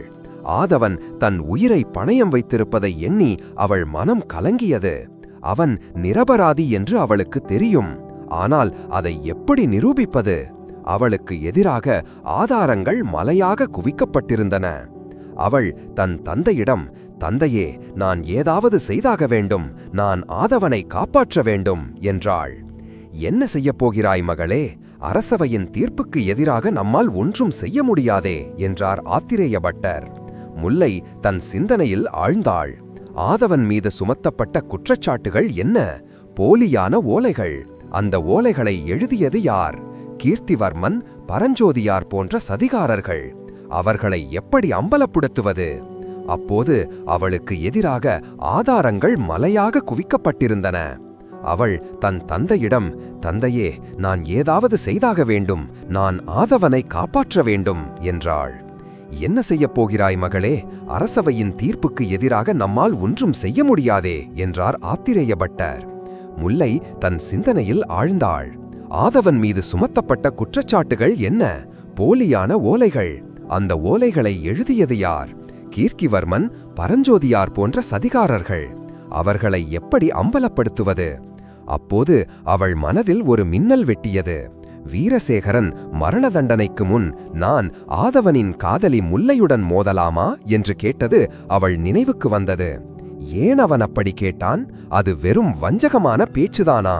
இல்லை, அதற்கு பின்னால் வேறு ஏதேனும் காரணம் இருக்கிறதா? அவள் சேனாபதி மார்த்தாண்டரை சந்தித்தாள். சேனாபதியாரே, வீரசேகரனின் இறுதி ஆசையை நிறைவேற்றுவது போல நான் அவனுடன் பேச விரும்புகிறேன். ஒரு வைத்தியராக மரண தண்டனைக்கு செல்லும் ஒரு கைதியின் கடைசி ஆசையை நிறைவேற்றுவது என் கடமை. மார்த்தாண்டர் முதலில் தயங்கினாலும் அவள் பிடிவாதத்திற்கு பணிந்தார். அவர் பலத்த பாதுகாப்புடன் முல்லையை வீரசேகரன் அடைக்கப்பட்டிருந்த இருட்டறைச் சிறைக்கு அழைத்துச் சென்றார். வீரசேகரன் முல்லையை அங்கே கண்டதும் ஏளனமாக சிரித்தான். "வந்தாயா வைத்தியச் சிறுக்கி? உன் காதலனை காப்பாற்ற என்னிடம் கெஞ்ச வந்தாயா?" "இல்லை வீரசேகரா" என்றாள் முல்லை அமைதியாக. "நான் உனக்கு உதவ வந்தேன்." வீரசேகரன் குழம்பினான். "எனக்கு உதவவா? என்ன உளறுகிறாய்?" "ஆம், நீ ஒரு மாபெரும் துரோகியாக சாகப்போகிறாய். ஆனால் உன் மரணத்திற்கு கூட உனக்கு தெரியாமலேயே உன்னை சிலர் பயன்படுத்திக் கொண்டிருக்கிறார்கள் என்று நீ அறிவாயா?" "என்ன சொல்ல வருகிறாய்?" "நீ எழுதியதாக சொல்லப்படும் அந்த ஓலை, ஆதவனும் நீயும் நண்பர்களாகிவிட்டதாக கூறும் அந்த ஓலை, அதை உண்மையாகவே நீதான் எழுதினாயா?" என்று கேட்டாள் முல்லை. "இல்லை, அதை நான் எழுதவில்லை" என்றான் வீரசேகரன் கோபத்துடன். "நான் ஏன் அவனுடன் நட்பு பாராட்ட வேண்டும்?" "இல்லை" என்றாள் முல்லை. "அந்த ஓலையை உங்களுடைய பெயரில் பரஞ்சோதியாரும் கீர்த்திவர்மனும் சேர்ந்து உருவாக்கியிருக்கிறார்கள். இது உங்களுடைய மரணத்தை பயன்படுத்தி ஆதவனை பழிவாங்க திட்டமிட்டிருக்கிறார்கள். நீ ஒரு முட்டாளைப் போல அவர்களுடைய சதிக்கு துணை போயிருக்கிறாய்." வீரசேகரனின் முகம் சிந்தனையில் ஆழ்ந்தது. அவன் அகந்தை பிடித்தவன், ஆனால் முட்டாள் அல்ல. முல்லையின் வார்த்தைகளில் இருந்த தர்க்கம் அவனுக்கு புரிந்தது. முல்லை தொடர்ந்தாள். "நான் உனக்கு ஒரு வாய்ப்பு தருகிறேன். நீ அரசவையில் இந்த உண்மையை சொல். அந்த ஓலையை நீ எழுதவில்லை என்று சொல். உன்னை ஆதவனுக்கு எதிராக தூண்டிவிட்டது யார், நீ சதிக்கு உதவிய கடாரத்து அதிகாரிகள் யார் என்ற உண்மைகளை சொல். நீ உண்மையை சொன்னால் மாமன்னர் உன் மரண தண்டனையை குறைத்து உன்னை ஆயுள் கைதியாக மாற்றக்கூடும். நீ ஒரு துரோகியாக சாவதை விட உண்மையை உரைத்த வீரனாக சிறையில் வாழலாம்." அவள் அவனின் அகந்தையை தூண்டினாள். அவன் வீரத்தை தட்டி எழுப்பினாள். வீரசேகரன் ஒரு நீண்ட மௌனத்திற்குப் பிறகு நான் யோசிக்கிறேன் என்றான். முல்லை தன் முதல் வெற்றியை அடைந்திருந்தாள். அவள் வீரசேகரனின் மனதில் ஒரு சந்தேக பொறியை மூட்டியிருந்தாள். அவள் சிறையிலிருந்து வெளியேறிய போது அவள் கையில் அவள் அறியாமலேயே ஒரு பெரும் ஆதாரம் சிக்கியது. வீரசேகரனிடம் பேசிக் கொண்டிருந்த போது அவன் நகத்தை கடித்து துப்பிய ஒரு சிறிய துண்டு அவள் ஆடையின் மீது ஒட்டிக்கொண்டிருந்தது. அதை அவள் கவனிக்கவில்லை. அதே சமயம் கடாரத்தின் சதுப்பு நில காடுகளில் ஆதவனின் தேடுதல் வேட்டையின் 2ஆம் நாள் முடிவுக்கு வந்தது. அவர்கள் ஆற்றின் கரையில் ஒரு கைவிடப்பட்ட படகை கண்டனர். அது சங்கிராமன் தப்பிக்க பயன்படுத்திய படகாக இருக்கலாம். "நாம் அவனை நெருங்கிவிட்டோம்" என்றான் ஆதவன். அவன் கண்கள் இரவின் இருளையும் மீறி காட்டின் ஆழத்தை ஊடுருவின. ஆதவன் தன் எதிரியை காட்டின் இருளில் தேடிக்கொண்டிருந்தான். முல்லை தன் எதிரியை சிறையின் இருளில் வார்த்தைகளால் வேட்டையாடிக் கொண்டிருந்தாள். அவர்களின் காதல் இப்போது 2 வேறு களங்களில் ஒரே குறிக்கோளுக்காக போரிட்டுக் கொண்டிருந்தது. அந்த போரின் வெற்றி தர்மத்தின் தீர்ப்பை அவர்கள் பக்கம் திரும்புமா? கடாரத்தின் கதிரவன். அத்தியாயம் 44. துரோகியின் முடிவு.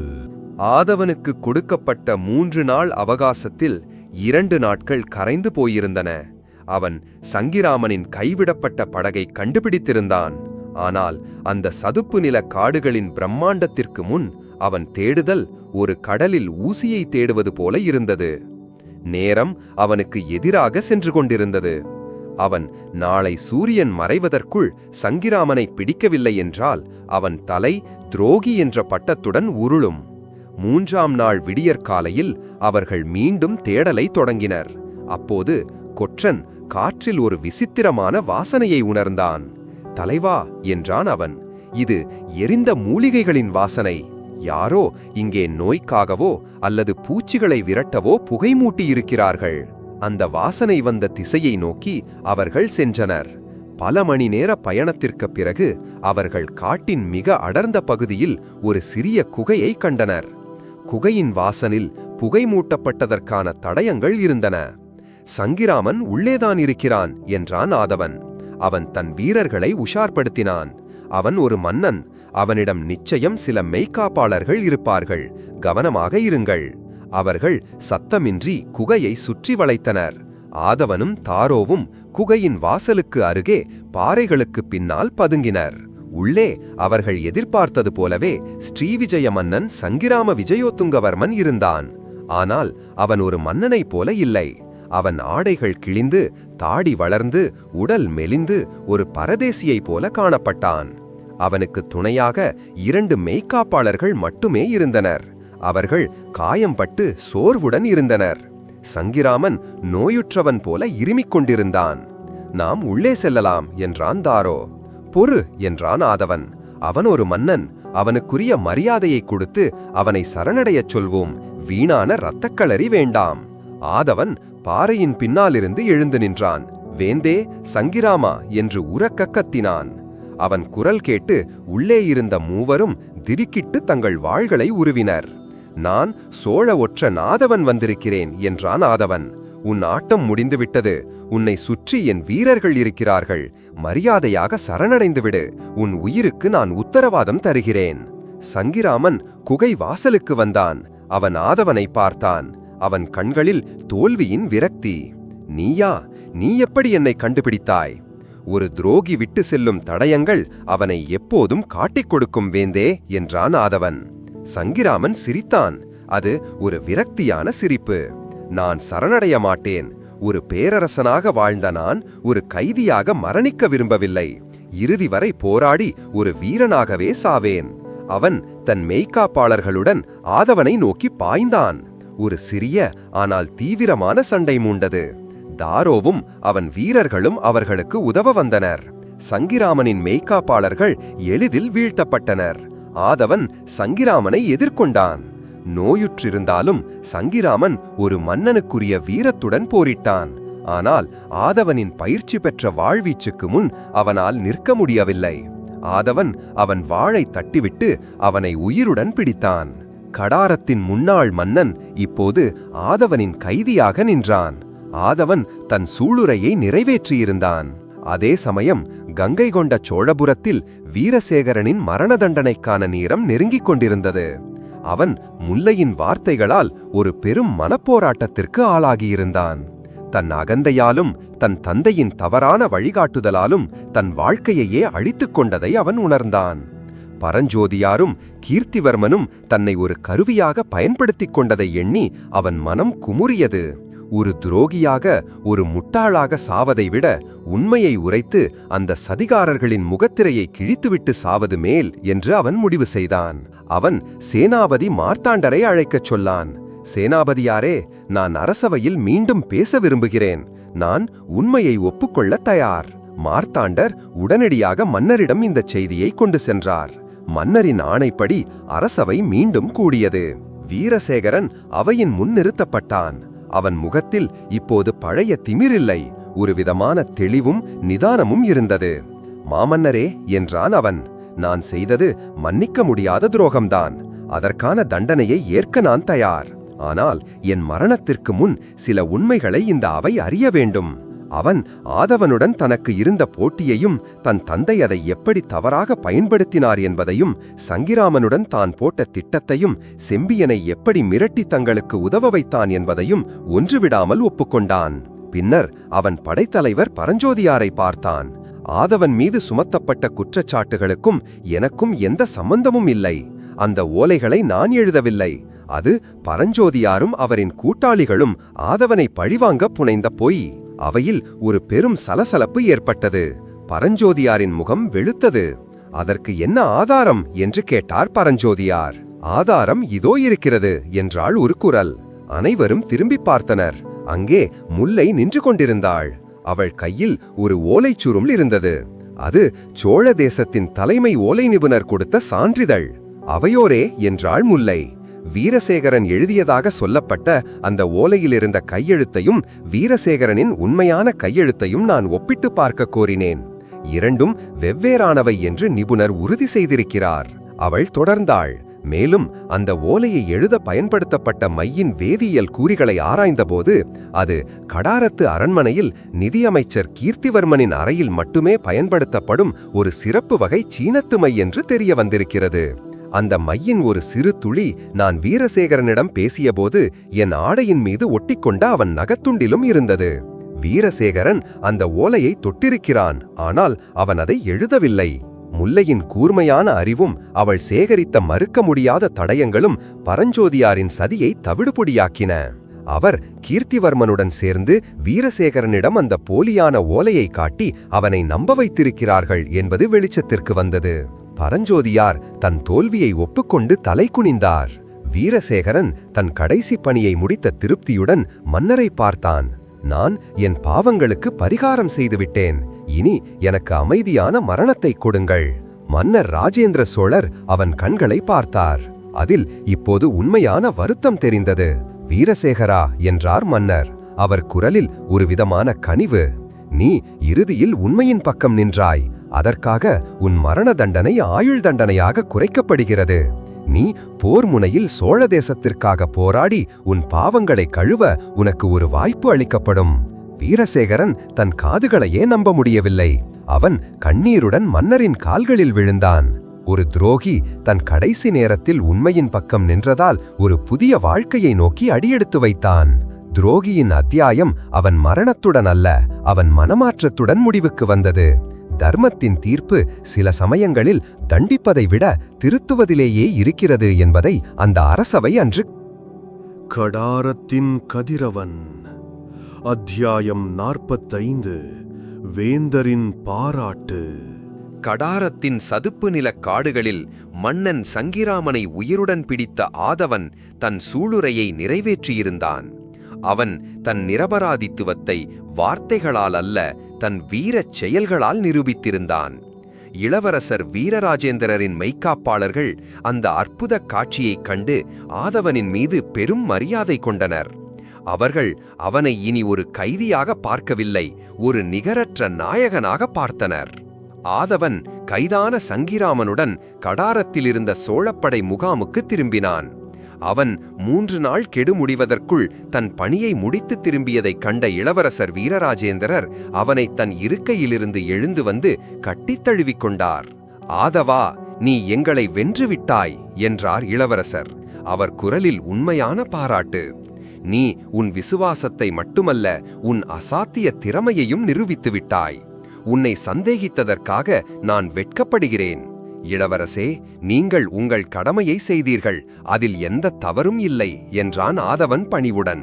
அதே நாளில் கங்கை கொண்ட சோழபுரத்திலிருந்து வந்த கப்பல் அங்கே நடந்த நிகழ்வுகளை தெரிவித்தது. வீரசேகரனின் மனமாற்றம், அவன் அளித்த வாக்குமூலம், முல்லையின் மதிநுட்பத்தால் சதி அம்பலமானது, பரஞ்சோதியார் கைது செய்யப்பட்டது என அனைத்து செய்திகளும் கடாரத்திலிருந்த சோழர்களுக்கு தெரிய வந்தது. ஆதவன் முல்லையின் துணிச்சலையும் அறிவையும் எண்ணி பெருமிதம் கொண்டான். தன் காதலி தனக்காக எவ்வளவு பெரிய ஆபத்தை எதிர்கொண்டிருக்கிறாள் என்பதை உணர்ந்தபோது அவன் காதல் மரியாதையாகவும் பக்தியாகவும் மாறியது. அனைத்து சிக்கல்களும் தீர்ந்த பிறகு கடாரத்திலிருந்து சோழப்படைகள் தங்கள் தாய்மண்ணிற்கு திரும்பும் பயணம் தொடங்கியது. அது ஒரு வெற்றி பயணம். கைதான மன்னன் சங்கிராமன், படைத்தலைவர் நாகசேனன், தலைமை தோட்டக்காரன் ஜெயவர்மன் போன்ற முக்கிய கைதிகளுடன் அவர்கள் புறப்பட்டனர். பல வார பயணத்திற்கு பிறகு அவர்கள் நாகப்பட்டின துறைமுகத்தை அடைந்தனர். அங்கே அவர்களை வரவேற்பதற்காக சோழ தேசமே திரண்டிருந்தது போல இருந்தது. துறைமுகம் முழுவதும் தோரணங்களும் கொடிகளும் அலங்கரிக்கப்பட்டிருந்தன. மக்கள் தங்கள் வெற்றி வீரர்களைக் காண அலை கடலென குழுமியிருந்தனர். கப்பலிலிருந்து இளவரசர் வீரராஜேந்திரரும் சேனாபதி மார்த்தாண்டரும் முதலில் இறங்கினர். அவர்களைத் தொடர்ந்து ஆதவன் ஊன்றுகோலின் உதவியுடன் மெல்ல இறங்கி வந்தான்.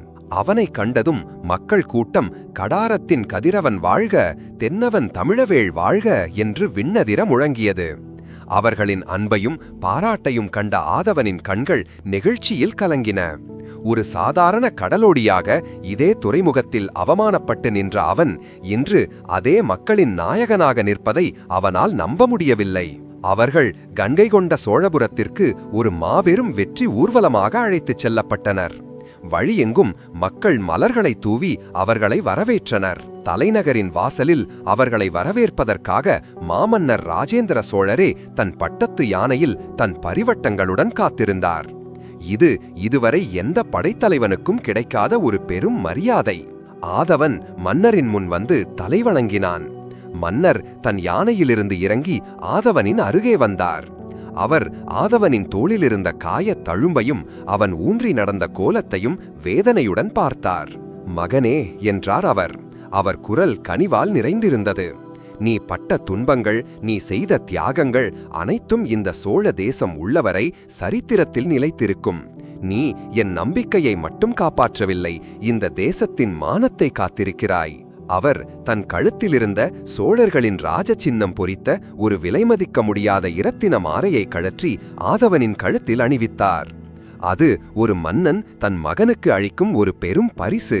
இன்று முதல் நீ என் மெய்க்காப்பாளர் படையின் சிறப்பு தளபதி. நீ எனக்கு ஆலோசகராக என் அருகேயே இருப்பாய் என்றார் மன்னர். ஆதவன் அந்த அங்கீகாரத்தால் பேச முடியாமல் நின்றான். பின்னர் மன்னரின் பார்வை ஆதவனுக்கு பின்னால் ஒரு மௌனமான புன்னகையுடன் நின்று கொண்டிருந்த முல்லையின் மீது சென்றது. வைத்தியரின் மகளே, இங்கே வா என்றார் அவர். முல்லை பயத்துடன் மன்னரின் முன் வந்து நின்றாள். நீ தன் அறிவால் ஒரு பெரும் சதியை முறியடித்திருக்கிறாய். உன் துணிச்சலால் ஒரு நாயகனின் உயிரை காத்திருக்கிறாய். உன் அன்பால் ஒரு தேசத்தின் வெற்றியை காத்திருக்கிறாய். அறிவுக்கேற்ற பரிசு இந்த அரசவையில் இல்லை, ஆனால் நீ விரும்பிய பரிசு உனக்காக காத்திருக்கிறது என்றார் மன்னர். அவர் ஆதவனையும் முல்லையையும் பார்த்து மக்கள் கூட்டத்தை நோக்கி திரும்பினார். இக்கரைக்கு அக்கறை பச்சை என்று என் மகன் ஒருவன் வழிதவறினான். ஆனால் அக்கறையிலிருந்தும் இக்கரைக்காகவே தன் உயிரையும் துச்சமென மதித்து போராடிய என் மற்றொரு மகன் ஆதவன். ஆதவனின் கரங்களில் முல்லையின் கரங்களை இணைத்து வைப்பதில் ஒரு தந்தையாக பெருமை கொள்கிறேன். சோழ தேசத்தின் வெற்றி திருமகன் ஆதவனுக்கும் நம் தேசத்தை காத்த வீரமங்கை முல்லைக்கும் அடுத்த பௌர்ணமி அன்று என் தலைமையில் அரச மரியாதைகளுடன் திருமணம் நடைபெறும் என்று முழங்கினார். மக்களின் வாழ்த்தொலிகளும் கரவொலிகளும் வானை பிளந்தன. ஆதவனின் கண்கள் முல்லையின் கண்களை சந்தித்தன. அவர்களின் பார்வைகளில் வெட்கமும் காதலும் தாங்கள் பட்ட துன்பங்கள் அனைத்தும் இன்று ஒரு அழகிய முடிவை அடைந்துவிட்டன என்ற நிம்மதியும் நிறைந்திருந்தன. நாயகன் தன் கடமையில் முடித்திருந்தான். அதற்கான பரிசு அவன் எதிர்பார்த்ததை விட பன்மடங்கு பெரிதாக கிடைத்தது. அவனுக்கு பதவிகளும் பட்டங்களும் கிடைத்தன. எல்லாவற்றிற்கும் மேலாக அவன் காதலுக்கு ஒரு பேரரசனின் அங்கீகாரமே கிடைத்தது. மன்னரின் பாராட்டு ஆதவனின் வாழ்க்கையை முழுமையாக்கியது. அவன் ஒரு அனாதையாக தொடங்கிய தன் பயணத்தை இப்போது ஒரு தேசத்தின் நாயகனாக, ஒரு பேரரசனின் மகனாக, தன் காதலியின் கணவனாக ஒரு புதிய ஒளிமயமான அத்தியாயத்திற்குள் அடியெடுத்து வைத்தான். கடாரத்தின் கதிரவன். அத்தியாயம் 46. காதலுக்கு கிடைத்த அங்கீகாரம். கங்கை கொண்ட சோழபுரம் தன் வரலாற்றில் இதுவரை கண்டிராத ஒரு திருமணத்திற்காக தன்னை அலங்கரித்துக் கொண்டிருந்தது. அது ஒரு இளவரசலின் திருமணமோ இளவரசியின் திருமணமோ அல்ல. அது தன் தேசத்திற்காக தன் உயிரையும் உடலையும் அர்ப்பணித்த ஒரு நாயகனின் திருமணம். கடலோரத்தில் பிறந்த ஒரு சாதாரண இளைஞனுக்கும் அரண்மனை வைத்தியரின் மகளுக்கும் ஒரு பேரரசனே முன்னின்று நடத்தும் திருமணம். அடுத்த பௌர்ணமி நாள் திருமண நாளாக குறிக்கப்பட்டது. அந்த 2 வாரங்களும் ஆதவனுக்கும் முல்லைக்கும் அவர்கள் வாழ்வில் மறக்க முடியாத நாட்களாக அமைந்தன. போரின் காயங்களும் சதியின் வடுக்களும் துரோகத்தின் வலிகளும் மெல்ல மெல்ல காதலின் களிம்பால் ஆறத் தொடங்கின. ஆதவன் மன்னர் அளித்த புதிய மாளிகைக்கு குடிபெயர்ந்தான். அவன் உடல் ஆத்ரேய பட்டரின் சிகிச்சையாலும் முல்லையின் கனிவான உபசரிப்பாலும் வேகமாக தேறி வந்தது. அவன் தன் ஊன்றுகோலை விடுத்து மெல்ல சுயமாக நடக்கத் தொடங்கினான். அவன் பழைய பலம் முழுமையாக திரும்பவில்லை.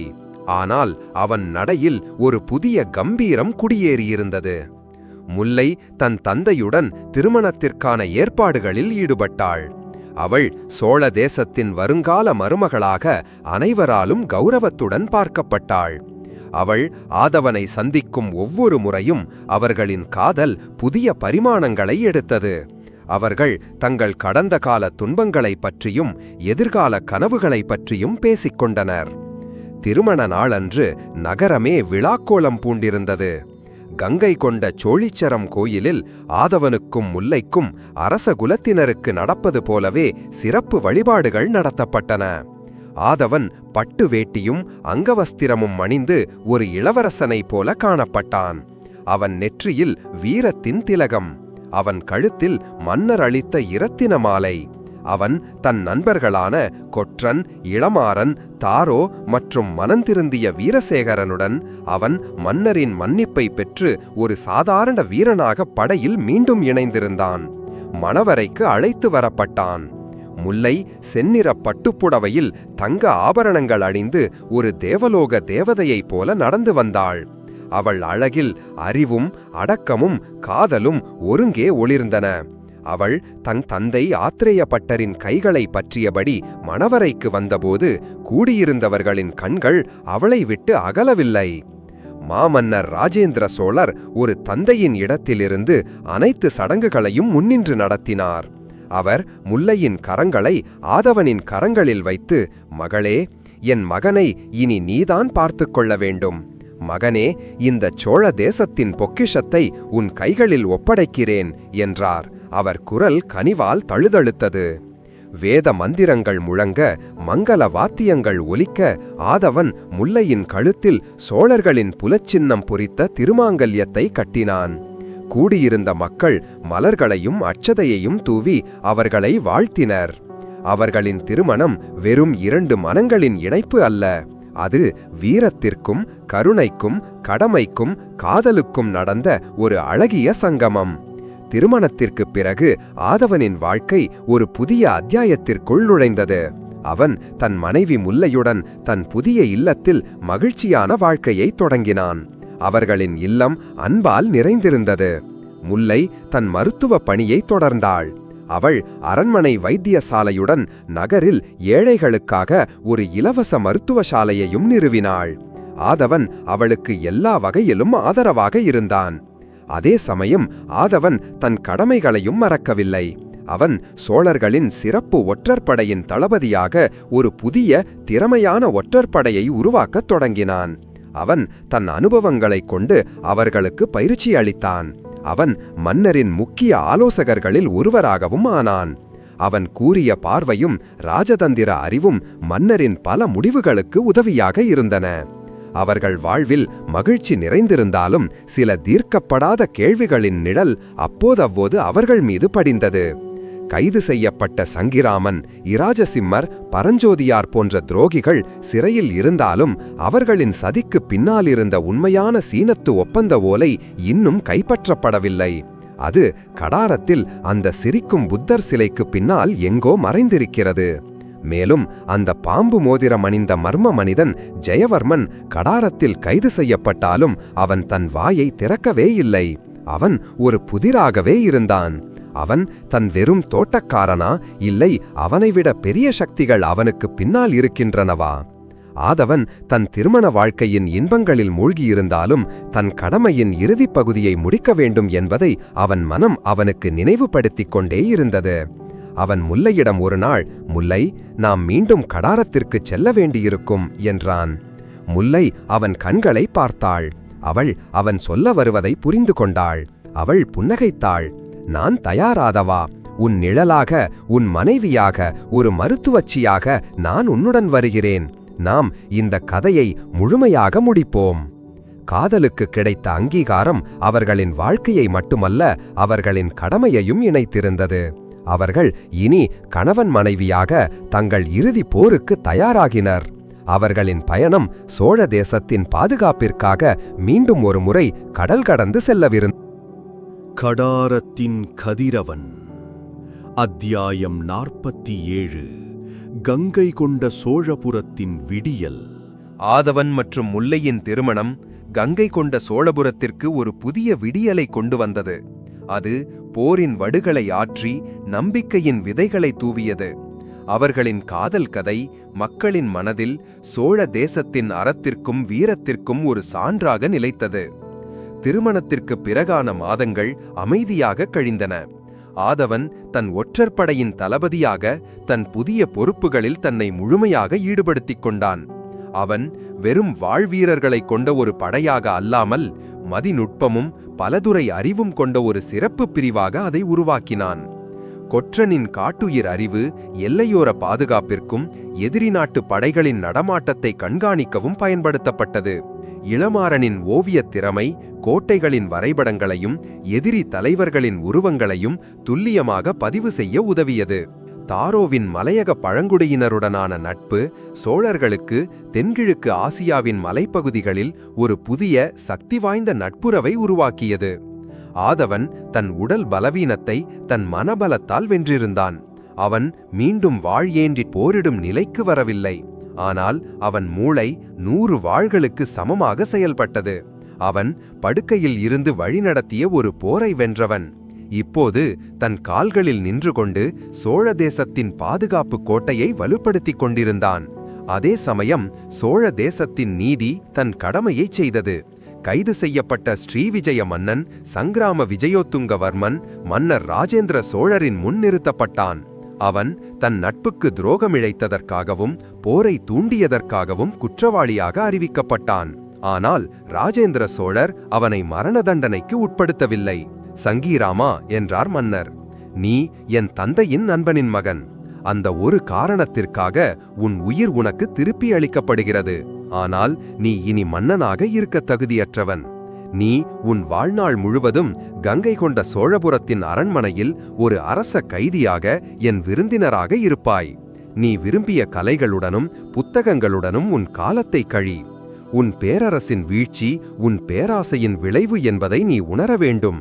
அதுவே உனக்கான தண்டனை. இது வாளால் தண்டிப்பதை விட ஒரு ராஜதந்திரியின் தண்டிப்பாக இருந்தது. சங்கிராமன் அவமானத்துடன் தலைகுனிந்தான். துரோகிகளான இராஜசிம்மர் மற்றும் பரஞ்சோதியார் தங்கள் பதவிகளை இழந்து சிறையில் அடைக்கப்பட்டனர். அவர்கள் குலம் அரசவையில் பெற்றிருந்த அனைத்து சலுகைகளையும் இழந்தது. மனம் திருந்திய வீரசேகரன் தன் தண்டனை காலத்தை குறைப்பதற்காக சோழப்படையின் வடக்கெல்லை போர்க்களத்திற்கு அனுப்பப்பட்டான். அங்கே சாளுக்கியர்களுக்கு எதிரான போரில் அவன் தன் வீரத்தை நிரூபித்து தன் பாவங்களுக்கு பரிகாரம் தேட அவனுக்கு ஒரு வாய்ப்பு அளிக்கப்பட்டது. அவன் தன் கடந்த காலத்தின் நிழலிலிருந்து விடுபட்டு ஒரு புதிய வீரனாக உருவாகும் பயணத்தை தொடங்கினான். கங்கை கொண்ட சோழபுரத்தில் பழைய கணக்குகள் அனைத்தும் தீர்க்கப்பட்டன. ஒரு புதிய தூய்மையான நிர்வாகம் தொடங்கியது.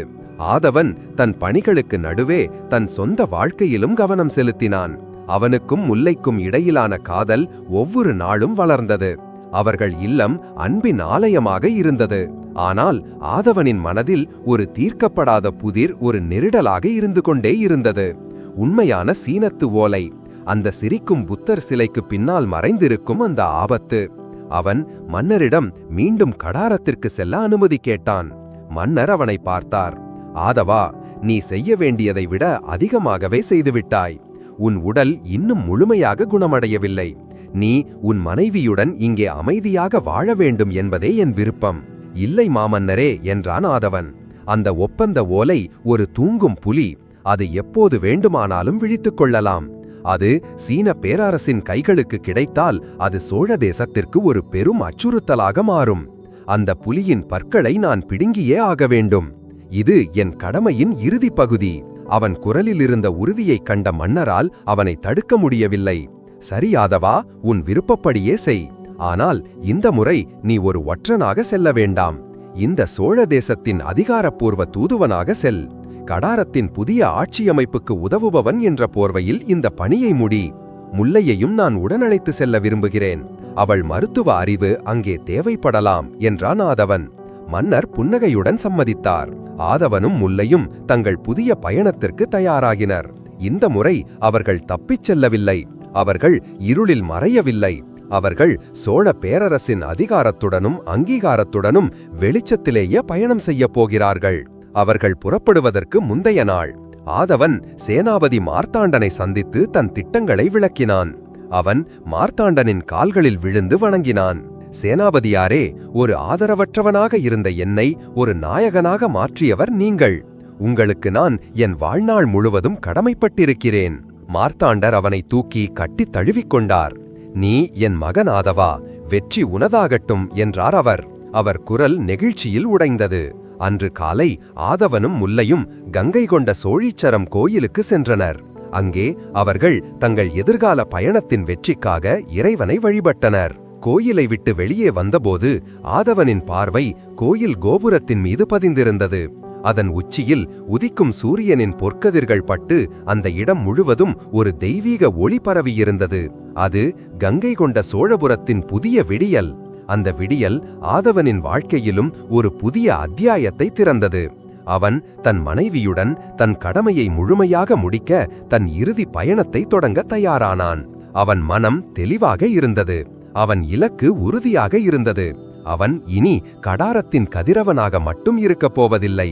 அவன் சோழ தேசத்தின் நிரந்தர காவலனாக மாறப்போகிறான். கடாரத்தின் கதிரவன். அத்தியாயம் 48. கடாரத்தின் புதிய அதிகாலை. இரண்டாவது முறையாக ஆதவன் கடாரத்தை நோக்கிய தன் பயணத்தை தொடங்கினான். ஆனால் இந்த முறை சூழல் முற்றிலுமாக மாறியிருந்தது. அவன் முன்பு போல ஒரு இரகசிய ஒற்றனாக இருளில் மறையவில்லை. அவன் சோழ பேரரசின் அதிகாரபூர்வ தூதுவனாக தன் மனைவி முல்லையுடன் பட்ட பகலின் வெளிச்சத்தில் ஒரு மாபெரும் அரச கப்பலில் பயணம் செய்தான். அவர்களின் கப்பல் கடாரத்து துறைமுகத்தை அடைந்தபோது அவர்களை வரவேற்பதற்காக கடாரத்தின் தற்காலிக நிர்வாகியான வீரமார்த்தாண்டரும் ஆதவனின் நண்பன் தாரோவும் கடாரத்து அதிகாரிகளும் காத்திருந்தனர். சோழர்களின் புலிக்கொடி கடாரத்து கோட்டையில் பறப்பதை ஆதவன் பெருமிதத்துடன் பார்த்தான். வருக தென்னவன் தமிழவேலே என்றார் வீரமார்த்தாண்டர் ஆதவனை வரவேற்று. நன்றி படைத்தலைவரே என்றான் ஆதவன். கடாரத்தின் நிலை இப்போது எப்படி இருக்கிறது? நீங்கள் ஏற்படுத்திச் சென்ற அமைதி தொடர்கிறது. மக்கள் சோழர்களின் ஆட்சியை ஏற்றுக்கொண்டனர். ஆனால் சங்கிராமனின் ஆதரவாளர்கள் இன்னும் காடுகளிலும் மலைகளிலும் பதுங்கியிருக்கிறார்கள். அவர்களை வழிநடத்த ஒரு தலைவன் இல்லை. ஆனால் அந்த பாம்பு மோதிரம் அணிந்த ஜெயவர்மன் சிறையில் இருந்தபடியே தன் மௌனத்தால் ஒரு விதமான எதிர்ப்பை உயிர்ப்புடன் வைத்திருக்கிறான். ஆதவனின் முதல் பணி ஜெயவர்மனின் மௌனத்தை உடைப்பதுதான். ஆதவனும் முல்லையும் அரண்மனையில் அவர்களுக்கு ஒதுக்கப்பட்டிருந்த சிறப்பு விருந்தினர் மாளிகையில் தங்கினர். அவர்களின் வருகை கடாரத்தில் ஒரு புதிய நம்பிக்கையை ஏற்படுத்தியது. ஆதவன் நிர்வாகத்தில் வீரமார்த்தாண்டருக்கு உதவத் தொடங்கினான். முல்லை கடாரத்து வைத்தியசாலையை மேம்படுத்தி சோழ தேசத்து மருத்துவ முறைகளை அங்கே அறிமுகப்படுத்தினாள். அவள் கருணையும் மருத்துவ அறிவும் கடாரத்து மக்களின் இதயங்களை வென்றன. அவர்கள் தங்கள் அதிகாரப்பூர்வ பணிகளுக்கு நடுவே தங்கள் இரகசிய பணியையும் தொடங்கினர். அவர்களின் இலக்கு பழைய சீனக் கோயிலில் சிரிக்கும் புத்தர் சிலைக்கு பின்னால் மறைந்திருக்கும் உண்மையான சீனத்து ஒப்பந்த ஓலை. நாம் அவசரப்படக்கூடாது முல்லை என்றான் ஆதவன். ஜெயவர்மன் நாம் அந்த ஓலையை நெருங்குகிறோம் என்பதை அறிந்தால் அவன் தன் ஆட்களை எச்சரித்து விடுவான். நாம் அவனை திசை திருப்ப வேண்டும். ஆதவன் ஒரு நாடகத்தை அரங்கேற்றத் தொடங்கினான். அவன் ஜெயவர்மனை சிறையிலிருந்து அழைத்து தினமும் அவனை விசாரித்தான். ஆனால் அவன் ஓலையை பற்றியோ சங்கிராமனை பற்றியோ கேட்கவில்லை. மாறாக அவன் வீரசேகரனை பற்றியே கேட்டான். ஜெயவர்மனே சொல், வீரசேகரனுடன் உனக்கு என்ன தொடர்பு? சோழ தேசத்தில் அவனுக்கு உதவிய துரோகிகள் வேறு யார் யார் என்று கேட்டான். ஜெயவர்மன் வழக்கம் போல மௌனமாக இருந்தான். ஆனால் ஆதவன் வீரசேகரனை பற்றியே தொடர்ந்து விசாரித்தது அவன் மனதில் ஒரு எண்ணத்தை உருவாக்கியது. சோழர்கள் இன்னும் சீனத்து ஓலையை பற்றி அறியவில்லை. அவர்களின் கவனம் முழுவதும் வீரசேகரனின் சதியின் மீதுதான் இருக்கிறது. நம்முடைய உண்மையான திட்டம் இன்னும் பாதுகாப்பாகத்தான் இருக்கிறது. இந்த எண்ணம் அவனை சற்று அலட்சியமாக மாற்றியது. ஜெயவர்மன் திசை திருப்பப்பட்ட அதே வேளையில் ஆதவனின் அணியினர் தங்கள் வேலையை தொடங்கினர். தாரோவும் கொற்றனும் அந்த பழைய சீனக் கோயிலை சுற்றியிருந்த காடுகளை வேட்டையாடுவது போல சென்று அதன் பாதுகாப்பு ஏற்பாடுகளை இரகசிய வழிகளை ஆராய்ந்தனர்.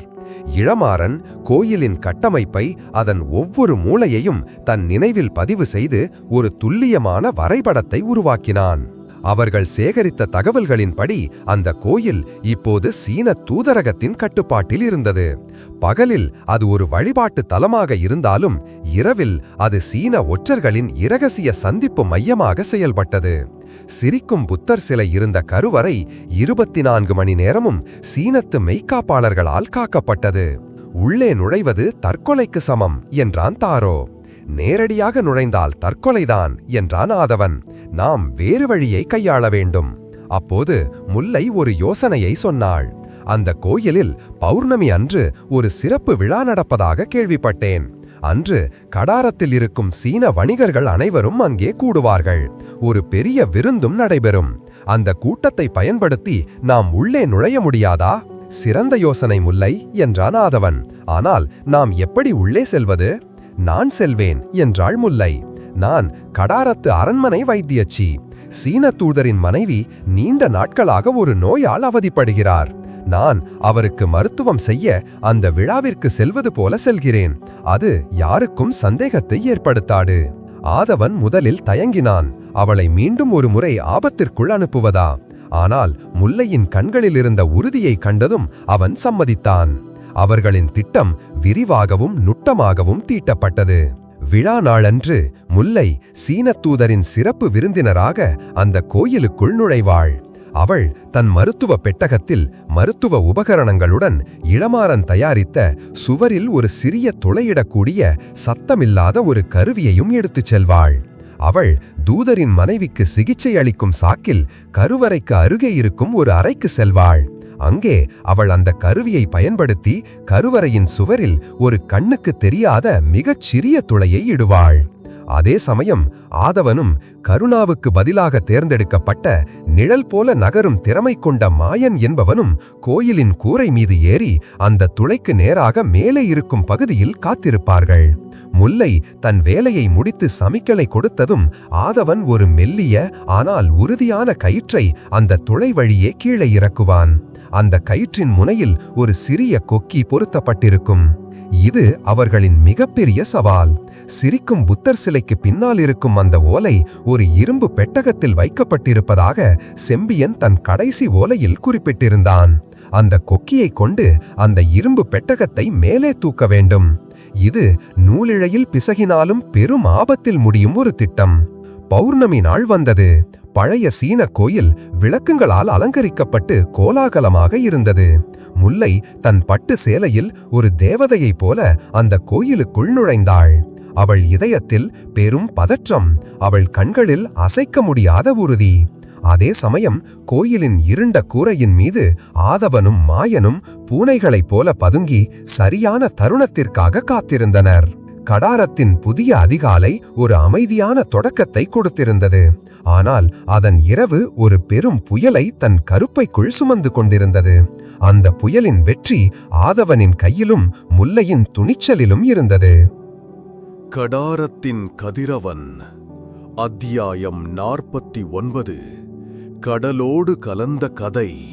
பௌர்ணமி நிலவின் ஒளி சீன கோயிலின் வளைந்த கூரைகளின் மீது வெள்ளியை உருக்கி ஊற்றியது போல படர்ந்திருந்தது. கீழே விழாவின் இசையும் மக்களின் சிரிப்பொலியும் நிறைந்திருந்தன. ஆனால் கூரையின் இருண்ட நிழல்களில் ஆதவனின் உலகம் ஒரு மெல்லிய கயிற்றின் முனையில் தொங்கிக் கொண்டிருந்தது. முல்லை திட்டமிட்டபடியே சீன தூதரின் மனைவிக்கு சிகிச்சை அளிக்கும் சாக்கில் கருவறைக்கு அருகே இருந்த ஒரு தனி அறைக்குள் நுழைந்தாள். அவள் இதயம் ஒரு முரசவிப்பது போல படபடத்தது. அவள் கதவை உட்புறமாக தாழிட்டுவிட்டு இளமாறன் கொடுத்த அந்த சிறிய சத்தமில்லா துளையிடும் கருவியை எடுத்தாள். அவள் கைகள் நடுங்கின. ஆனால் அவள் மனம் ஒரு பாறையைப் போல உறுதியாக இருந்தது. அவள் கருவறையை ஒட்டியிருந்த மரச்சுவரில் ஒரு சித்திரத்திற்கு பின்னால் அந்த துளையை இடத் தொடங்கினாள். ஒவ்வொரு சுழற்சியும் ஒரு யுகமாக நீண்டது. அதே சமயம் கூரையின் மீது ஆதவன் தன் புலன்கள் அனைத்தையும் கூர்மையாக்கி காத்திருந்தான். அவன் கண்கள் கீழே முற்றத்தில் உலவிய காவலாளிகளை கண்காணித்தன. அவன் காதுகள் முல்லை சமிக்ஞை கொடுக்கும் அந்த மெல்லிய ஓசைக்காக காத்திருந்தன. நிமிடங்கள் கரைந்தன. திடீரென கூரையின் மீது ஒரு ஓடு சரியும் மெல்லிய சத்தம் கேட்டது. ஆதவனும் மாயனும் திகைத்து திரும்பினர். அங்கே இருளிலிருந்து 2 உருவங்கள் பூனைகளைப் போல சத்தமின்றி அவர்களை நோக்கி வந்து கொண்டிருந்தன. அவர்கள் ஜெயவர்மனின் ஆட்கள். அவன் ஆதவனின் திட்டத்தை எப்படியோ யூகித்து தன் இறுதி ஆட்டத்தை ஆடத் தயாராகிவிட்டான். மாயா, அவர்களை கவனி என்று ஆதவன் ஆணையிட்டான். மாயன் தன் கையிலிருந்த சிறு கத்திகளுடன் அந்த இருவரையும் எதிர்கொள்ள பாய்ந்தான். கூரையின் மீது ஒரு நிழல் யுத்தம் தொடங்கியது. அதே கணம் கருவறை சுவரில் ஒரு சிறு துளையிடப்பட்டது. முல்லை தன் வேலையை முடித்துவிட்டாள். அவள் ஒரு குயிலின் குரலில் 3 முறை மெல்ல கூவினாள். அது ஆதவனுக்கான சமிக்ஞை. ஆதவன் கீழே நடக்கும் சண்டையை மாயனிடம் விட்டுவிட்டு அந்த துளையை நோக்கி நகர்ந்தான். அவன் தன் பையிலிருந்த கயிற்றை மெல்ல கீழே இறக்கினான். அதன் முனையிலிருந்த கொக்கி கருவறையின் இருளுக்குள் மறைந்தது. உள்ளே சிரிக்கும் புத்தர் சிலையின் பின் அந்த இரும்பு பெட்டகம் இருந்தது. ஆதவன் தன் கயிற்றை மிக மெல்ல அசைத்து கொக்கி அந்த பெட்டகத்தின் மீது பதியுமாறு செய்தான். அவன் மூச்சை கூட அடக்கிக் கொண்டான். கொக்கி பெட்டகத்துடன் இணைக்கப்பட்டது. ஆதவனின் முகத்தில் ஒரு சிறு நிம்மதி. அவன் தன் முழு பலத்தையும் திரட்டி அந்த கயிற்றை மெல்ல மேலே இழுக்கத் தொடங்கினான். பெட்டகம் கனமாக இருந்தது. ஆனால் ஆதவனின் உறுதி அதைவிட கனமாக இருந்தது. பெட்டகம் மெல்ல தரையிலிருந்து உயர்ந்து அந்த சிறு துளை வழியே வெளியே வந்தது. அவன் வெற்றி பெற்றுவிட்டான். உண்மையான சீனத்து ஓலை இப்போது அவன் கைகளில். ஆனால் அவன் மகிழ்ச்சி ஒரு நொடி கூட நீடிக்கவில்லை. அவனுக்கு பின்னால் மாயன் வலியுடன் முணங்கும் சத்தம் கேட்டது. ஆதவன் திரும்பி பார்த்தான். மாயன் தரையில் மார்பில் கத்தியுடன் வீழ்ந்து கிடந்தான். அவனுக்கு மேலே அந்த பாம்பு மோதிரம் அணிந்த முகமூடி அணிந்த உருவம் நின்று கொண்டிருந்தது. ஜெயவர்மன். அவன் தப்பி ஓடிய தன் வீரர்களை தேடி கூரைக்கு வந்திருக்கிறான். நீதான் அந்த ஓலையை திருடினாயா சோழ ஒற்றனே என்று கர்ஜித்தான் ஜெயவர்மன். அதை என்னிடம் கொடு. ஆதவன் தன் ஊன்றுகோலை ஒரு வாளை போல பிடித்தான். அவன் உடல் இன்னும் முழு பலம் பெறவில்லை. அவன் முன் நிற்பதோ ஒரு கொடிய தேர்ந்த வீரன். அதே சமயம் கீழே முள்ளை இருந்த அறை கதவு வெளியே இருந்து தட்டப்பட்டது. மருத்துவரே, உள்ளே என்ன செய்கிறீர்கள்? கதவை திறங்கள். சீன காவலாளிகளின் குரல். முல்லை மாட்டிக்கொண்டாள். ஆதவன் ஒரு இக்கட்டான நிலையிலிருந்தான். அவன் ஜெயவர்மனுடன் சண்டையிட்டால் கீழே முல்லை பிடிபடுவாள். அவன் கீழே சென்றால் ஜெயவர்மன் ஓலையுடன் தப்பித்து விடுவான். நீ சங்கிராமனுக்காக வேலை செய்யவில்லையே ஜெயவர்மா, நீ யாருக்காக வேலை செய்கிறாய் என்று கேட்டான் ஆதவன் நேரத்தை இழுத்தடிக்கும் நோக்கில். ஜெயவர்மன் சிரித்தான். நான் யாருக்காகவும் வேலை செய்யவில்லை. நான் எனக்காக வேலை செய்கிறேன். சங்கிராமன் ஒரு முட்டாள், வீரசேகரன் ஒரு அகந்தை பிடித்தவன். அவர்கள் வெறும் சிப்பாய்கள். நான் இந்த ஆட்டத்தின் ராஜா. இந்த ஓலையை கொண்டு நான் சீன பேரரசரிடம் பேரம் பேசுவேன். கடாரத்தின் அடுத்த மன்னன் நான்தான். அவன் தன் முகமூடியை கழற்றினான். அவன் ஒரு வயதான தோட்டக்காரன் அல்ல. அவன் 40 வயது மதிக்கத்தக்க கூரிய பார்வையும் கொடூரமான முகமும் கொண்ட ஒருவன். அவன் பல வருடங்களாக ஒரு தோட்டக்காரனாக நடித்து அனைவரையும் ஏமாற்றியிருக்கிறான். அவன் ஆதவனை நோக்கி பாய்ந்தான். ஆதவன் தன் ஊன்றுகோலால் அவன் வாழ்வீச்சை தடுத்தான். கூரையின் மீது ஒரு முடவனுக்கும் ஒரு மாவீரனுக்கும் இடையே ஒரு சீரற்ற போர் தொடங்கியது. கீழே காவலாளிகள் கதவை உடைக்க முயன்றனர். முல்லை தன் அறையிலிருந்த சாளரத்தின் வழியே தப்பிக்க முயன்றாள். ஆதவன் ஜெயவர்மனின் வேகத்திற்கு ஈடு கொடுக்க முடியாமல் தள்ளாடினான். ஜெயவர்மனின் வாள் அவன் நெஞ்சை குறிவைத்தது. இதுதான் முடிவா என்று ஆதவன் நினைத்தபோது எங்கிருந்தோ விர் என்று ஒரு அம்பு காற்றில் சீறி பாய்ந்து வந்து ஜெயவர்மனின் தோளில் தைத்தது. ஜெயவர்மன் வலியால் அலறினான். ஆதவன் திகைப்புடன் பார்த்தான். அம்பு வந்த திசையில் கோயிலின் எதிரே இருந்த மரத்தின் உச்சியில் அவன் நின்று கொண்டிருந்தான். துரோகி செம்பியன். அவன் சாகவில்லை. தாரோ கண்டது அவன் பிணமல்ல. அவன் தன்னைத்தானே காயப்படுத்திக் கொண்டு இறந்தது போல நடித்து ஆதவனை தவறான பாதைக்கு அழைத்துச் சென்றிருக்கிறான். அவன் ஜெயவர்மனின் ஆள். ஆனால் இப்போது அவன் ஜெயவர்மனையே தாக்கியிருக்கிறான். ஏன்? துரோகி என்று கத்தினான் ஜெயவர்மன் செம்பியனை பார்த்து. ஆம், நான் துரோகிதான் என்றான் செம்பியன். நான் என் குடும்பத்தை காப்பாற்ற உனக்கு உதவினேன். ஆனால் நீ பாண்டிய நாட்டிலிருந்த என் பெற்றோரை கொன்றுவிட்டாய். இனி எனக்கு இழப்பதற்கு எதுவுமில்லை. பழிக்கு பழி. செம்பியனின் துரோகம் ஜெயவர்மனின் துரோகத்தையே வென்றிருந்தது. காயம்பட்ட ஜெயவர்மன் கோபத்துடன் ஆதவனை விட்டுவிட்டு செம்பியனை நோக்கி ஓடினான். ஆதவன் அந்த வாய்ப்பை பயன்படுத்திக் கொண்டு கூரையிலிருந்து கீழே குதித்து முல்லையின் அரைச்சாளரத்தின் அருகே சென்றான். முல்லை, குதி என்று கத்தினான். முல்லையும் ஜன்னலிலிருந்து கீழே குதித்தாள். ஆதவன் அவளை பிடித்துக் கொண்டான். அவர்கள் இருவரும் அந்த கோயிலை விட்டு இருளுக்குள் ஓடத் தொடங்கினர். அவர்களுக்கு பின்னால் கோயிலின் கூரையின் மீது ஜெயவர்மனுக்கும் செம்பியனுக்கும் இடையே ஒரு துரோகியின் இறுதிப் போர் நடந்து கொண்டிருந்தது. அம்புகள் பறந்தன, வாள்கள் மோதின. இறுதியில் இருவரும் ஒருவருக்கொருவர் கொன்று கூரையிலிருந்து கீழே எரிந்து கொண்டிருந்த விழா நெருப்பில் விழுந்தன. சதியின் 2 முக்கிய கண்ணிகளும் அவர்களின் பாவத்தின் நெருப்பிலேயே சாம்பலாயின. ஆதவனும் முல்லையும் ஓடி தங்கள் இரகசிய இருப்பிடத்தை அடைந்தனர். ஆதவனின் கைகளில் சீனத்து ஓலை பத்திரமாக இருந்தது.